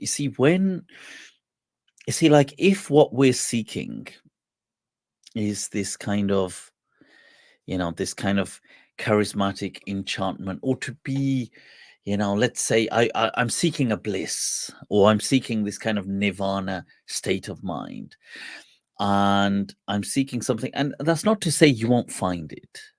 You may find it. And like you said, look, you found a Sufic path, and you felt, well, oh, this is it now. It's almost not, it's not to fit, it's not a 1-to-1 ratio at all, and I don't mean it in that way, but almost, you have this hadith, the verses of the Quran, when Ibrahim alayhi salam is saying to them that, oh, look at the sun, this is so this, and this must be Mahada Rabbi. And then, but when it sets, it says, but I thought God doesn't set. And, oh, what about the moon? This must be my Lord. And then the moon kind of, wanes, and, what about this bright star? And people said whether that was Venus or the morning star, or whichever one. And then, that the stars kind of disappear too. And so this whole thing, you see, the very objective and purpose behind this search, it is ironically to find the object, it will be to turn in. Like, I know throughout our lives we continue to seek out, and I get that, but it actually will be within, by going within and going, that there will be a point of submission. And that's not to say that people can't find there's anything wrong with bliss or seeking bliss, and we all do that, but it's not primarily about that. It's not primarily about, being in a, we're still like, if what we're doing is trying to find that, then we've missed, then like the saying that the trees were hidden by the woods. They remained hidden by the woods, and and it's like the statement that, which is actually Franz Kafka's, that, and in the end, that which I wish to say remained unsaid. It was like, it's like we never truly arrived. So this journey is one where it is a bond between you and God. Now, in that there will, and it's not to say, look, most Muslims may not, if you went around the world, like, let's say 2 billion Muslims, most of them don't pray. Like, they don't pray 5 times a day, definitely. I mean, that's like the overwhelming majority of Muslims don't. I mean, they may pray, some more than others, and they may pray Jummah, and but most Muslims don't pray 5 times a day. It's not to say, it's not to kind of nitpick or pick on people. It's to highlight that this is a journey. And you're right, it is about a devotion. And at the heart of the devotion is the sacred. But other things are there for, like, let's say you take prayer as an example now. And that's not to say people won't slack in prayer, or they won't, be, but just take it as a, I think it was a couple of years ago, somebody asked me this question. And I said, well, let's take prayer. It is a ritual. But a ritual, if you just psychologize what's going on, just for a moment, you step back and psychologize what is happening. That a ritual, that this ritual is a set of structures. Like, we're standing, we're doing ruku, we're doing qiyam, we're doing qu'ud, we're doing sujood, it's a set of structures. You wake up in the morning and you wash, okay? Now, this water making contact in a very ritualistic way. You stand, you become these set of structures, you manifest them. You are the structures. Like, you going into ruku, you standing, you are a manifestation of structure. With a tradition that is dating back almost 1,500 years, this very tradition, let alone the fact that the Salah may predate Islam, but at least for us, an unbroken chain of tradition that you stand. Let's say you wake up now, for a few minutes, you stand collecting yourself, just being, manifesting as a set of structures. You become a manifestation of that. You are pointed to gratitude, but to seeking as well. That you, as you go into sujood, Ya Allah, grant me health. Ya Allah, do this. A submission, but a bond. You collect that and gather it. And within these few minutes, that culminates, it finishes for you. Beginning for you a day which has begun with a set of structure. Psychologically imposing, like it's projecting structure onto the day that's to come. And imagine you do that a number of times during the day. It's not surprising people said, oh, a person who prays, he increases in risk. Because the fact that you become a manifestation of structure, you project structure onto your day, thereby becoming more productive, thereby increasing your likelihood of risk and enterprise and entrepreneurial thought and business, because you are becoming that.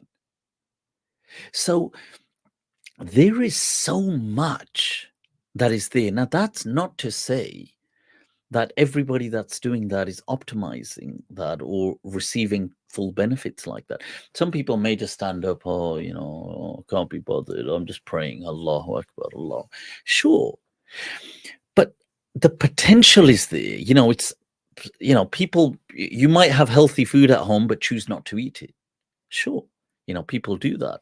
But this is the potential. We are in an age where people are inventing rituals to start off their morning with gratitude. You go on YouTube, it's full of these. They're trying to invent because they don't have. This is, you have a sacred set of structures embedded with rituals of submission and seeking out and bonding and gratitude with an unbroken chain of tradition. It is, honestly, if people had this, they would dance to the moon with it if they understood it. And it doesn't mean that, look, we all get lazy sometimes and people might miss prayers, and it's not about guilt. Like, to me, that's the wrong way. But it's about, if done, should be done from gratitude and not guilt, but from gratitude. But it's not, don't get me wrong. I understand, this, what you're saying. I experienced this path where faith was becoming increasingly ever so dry for me. I experienced this, I went down this path where I understood, where I loved, I loved the kind of academic side of Islam, the all this kind of discussions, the discursive reality of Islam, that all the books. I loved that. I still do love it, but I loved it to such an extent. But there was a point where it leads you to this kind of thinking, and I say that I don't mean this in a way. Look, we're all on our own journey, but I did experience that, and I lived that. And I realized that there was a point. There is a difference, an entire different reality to tasting, and to this kind of, it brings it back to this kind of like evergreen journey of life. So, to circle back, what I would say and zero in is that it is a journey. And I understand that, look, it's gone, and it's taken you through different seasons, and but what I would, my point would be that there are gems, and what the actual thing that is there is the sacredness, the bond. It is not in this, in this academization or this. There's nothing. I love the intellect, but the intellect side in and of itself will never truly convey. We have this term ahlul dhawq, the people of taste. That was referred to the believers, especially those who took that deeper path, that they were called ahlul dhawq. That seeing the glory of God, seeing God manifest in things, that in His divine expression, as in His the mercy, His everything, His creation. There's just a whole different reality. So yeah, like I get what you're saying about this theoretical pursuit and the theories, and the only thing is that it just becomes very dry. And it's not, this journey is always our journey to God. It is not God's, even though God is saying in the Hadith that, when my person takes one step to me, I run to him. So I don't mean to say Allah does not come to us. He does, but, in that Hadith. But what I'm trying to say is this whole thing begins with submission. And, one thing I learned, especially in these last 1-2 years, and especially with my mum's illness, that I learned that that there is, the ultimate is submission. And I understood that Islam, it began with that, it began as Islam, like submission. But I guess along the way, we don't, we're on our own journeys, there's the ego, this stuff.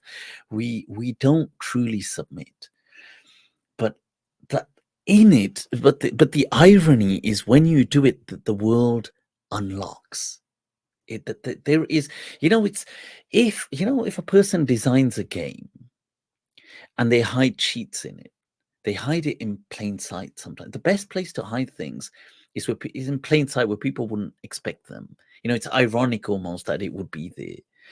And it's like that in that submission and humility unlocks the kind of reveries and vast greatness of Allah's glory. It's so, yeah, I don't know if that's I hope that makes some sense. And so, well, it definitely puts in things in perspective.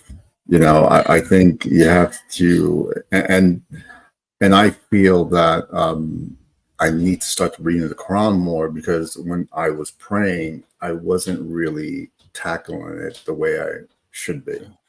But I just feel like I'm more of an urge to read and to really understand the Quran. No, absolutely. That's beautiful, and definitely do that. And I feel sometimes, the best way that if you can start to cultivate one thing just to work on, even if it's for a minute a day, 2 minutes a day, that's all.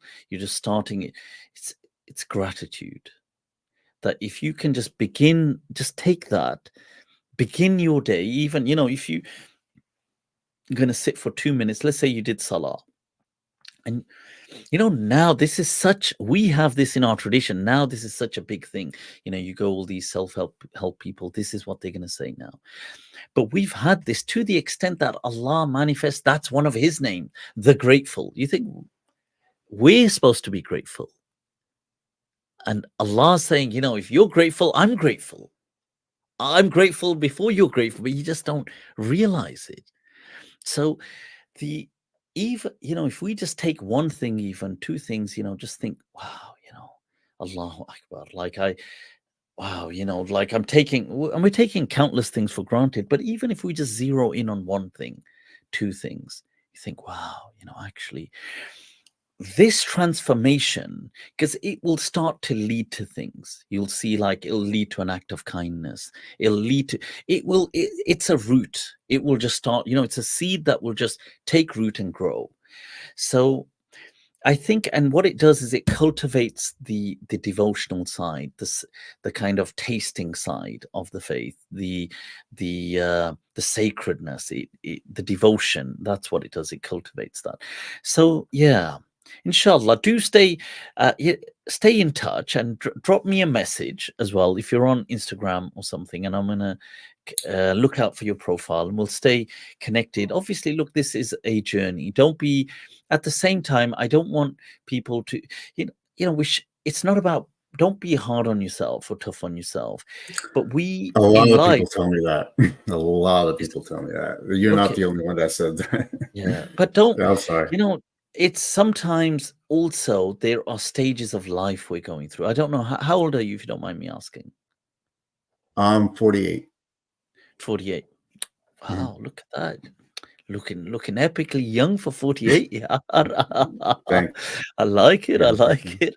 So you see, the 40s are an age where it's like the landscape's now changed. And this is what, where psychologists like Carl Jung have said that there's something about the latter half of a man's life, that he said that there is a need for the numinous, this awe. There is a need for something, the mysterious, that helps a man navigate through the latter half of his life. There is something unquestionably, and sometimes, even this, almost this kind of like being disenchanted, or dare I say, even like fed up, or being, this kind of an emotion. It may just be symptomatic of a deeper searching and a yearning, that it may be, you know, like the way a fever is symptomatic of something going on deeper. So sometimes this kind of an angst, an existential angst, or this, I'm it's definitely familiar with that. yeah, And it's ecstasy, yeah. symptomatic of a like now the time, the ripening, you know, the kind of existential puberty has happened or is happening, and a person needs now that next stage of life where there is a like a more profound numinous, this awe-striking connection. But yeah, you know, I wish you the best with this journey, as we're all on it, man. You know, it's all yeah, but it's been a pleasure speaking to you. So I hope one last question. The last question I had was what do you think of, you know, you know, it's fascinating because it's a strange one, because I just don't know. You know, it's like I said to people that you look at Islam in the 20th century in the West. You take the West as an example and you just do a, you know, like a brief snapshot case study of Islam. And it's fascinating that Islam looked radically different, you know, from what it is today. And it begins with, you know, there's some mystics and Sufis that come over to the West in the late 1800s. You have in America some come over, Inayat Khan, a few others. Yes, I know him. Yeah. So, and you know, you've got then in the mid kind of 20th century or early, you've got people like Idris Shah comes over, once again very very well educated aristocracy. They're all kind of from these almost royal backgrounds. They have a lot of students that are very middle class, upper middle class kind of people converting to Islam. Islam is seen through this lens of almost this is seen actually through this lens of this very Sufic, loving, spiritual consciousness, almost a bit of a hippie-esque vibe to it as well. In the, you know, this kind of 60s, you're seeing this Idris Shah's giving all these interviews. He's on the BBC, he's got his foundation set up, he's written books in English, he speaks of psychology before other people are speaking of it in the Muslim world. His, you know, anecdotes, learning through wisdom, learning through jokes. And this seems to be, and you know, this is the era that now it's going into the hippie age. You've got the psychedelics project has taken off in the US. You've got people are, you know, more and more people are coming into this kind of hippie way of life, love, you know, freedoms. People could say rock and roll. All of this is happening. And people, you've got Abdul Qadir, a Sufi, you know, him embracing Islam, late kind of 70, early mid 70s kind of thing.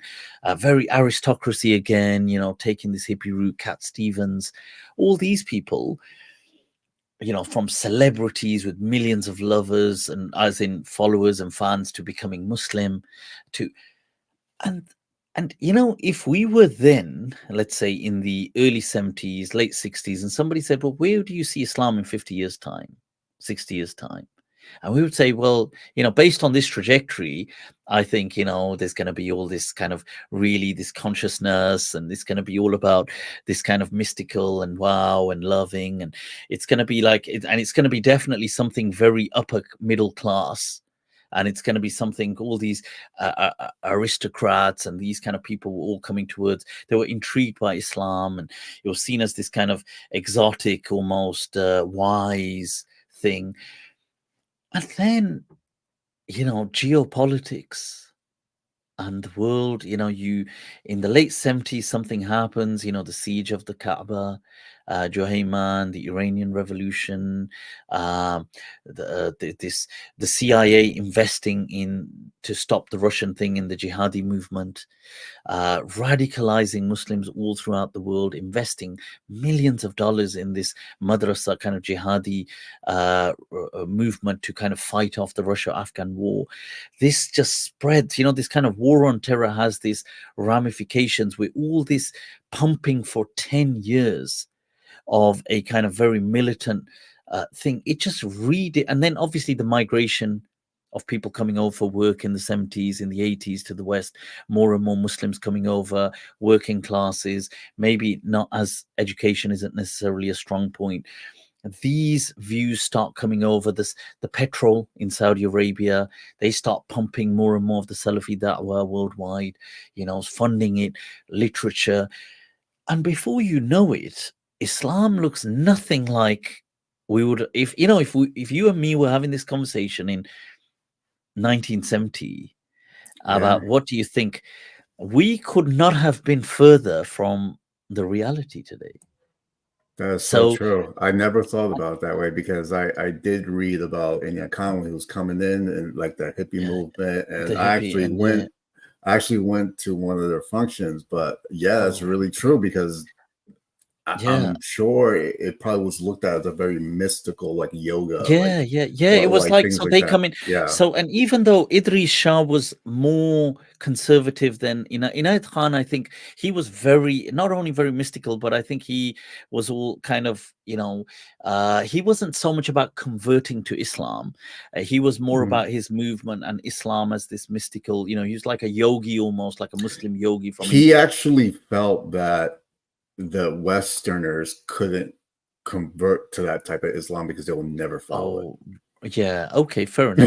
It was all about music, but then Idris Shah, even though he disagreed with him on those points and that he was about Islam, but it was still a very different kind of Islam. It was still this very kind of enchanting, oriental, kind of mystical, exotic, and it was very appealing. It's all about this kind of like what people think of when they think of, I mean, it wasn't about yoga, but when they think of yoga and they think of these things, that was almost the image that they had then of this same culture.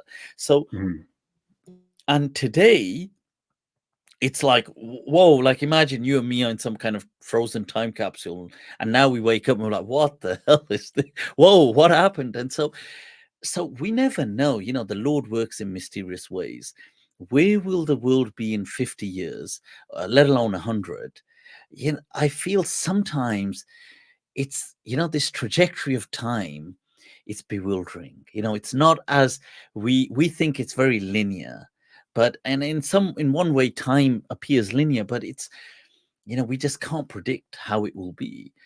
It may be that, what I would like it to be. Okay, so I would like it to be about that we connect with this deeper understanding of consciousness, and Islam comes back to its deeper understanding of mercy and rahmah and love, and this whole thing, which I feel it is its true message, and it should always really be like that. I would love, that's what I hope it comes to that. What actually happens, Allahu A'lam, will, but politics does have a way of of affecting what's going on, I guess. Well, it's been a pleasure catching up. Thank you so much. You're very well. And drop me a message on Instagram if you're on Instagram or something, and we'll stay connected if you are on that. Well, I don't have Instagram, but I can make a thing up. Sure. Or if you're on, sure. Or if you're on Patreon, or if you go to Patreon, you can just contact me there. Okay, cool. Drop me a message there, and cool, we'll stay connected. But it's been a pleasure, and God bless your journey. Take care. Assalamu alaikum. Right, people, the green soul himself, Allahu Akbar, from New Jersey. What a catch up. It's been epic, guys. I've actually got, oh my God, is that the time? I've overdone it. Yeah, Allah. I've landed myself in trouble. Right, people. Claire Jones asked, is he married and is he looking for a spouse? There you go, Claire Jones. I put your right. So, well, when he does connect, I'll let him know that you did raise that that curiosity. People, take very good care of yourselves. I'm gonna have to wrap this up. It's been epic, really catching up with you guys, and I will do a few more of these, inshallah, because it's just been so long I haven't had these meetups with you guys. Take care till next time. Salamullahi alaikum, and have yourself a very good day wherever you are. Allah bless you all. Oh, by the way, if you did want to reach out, I did have the Patreon thing there, patreon.com/MALM, and you can go there. There are different tiers to subscribe to. There is also the one-to-one if you want one-to-one people consultations, if you need help in certain or perspectives and in different aspects of your life. In any case, Allah bless you all. Salaam alaikum wa khuda hafiz.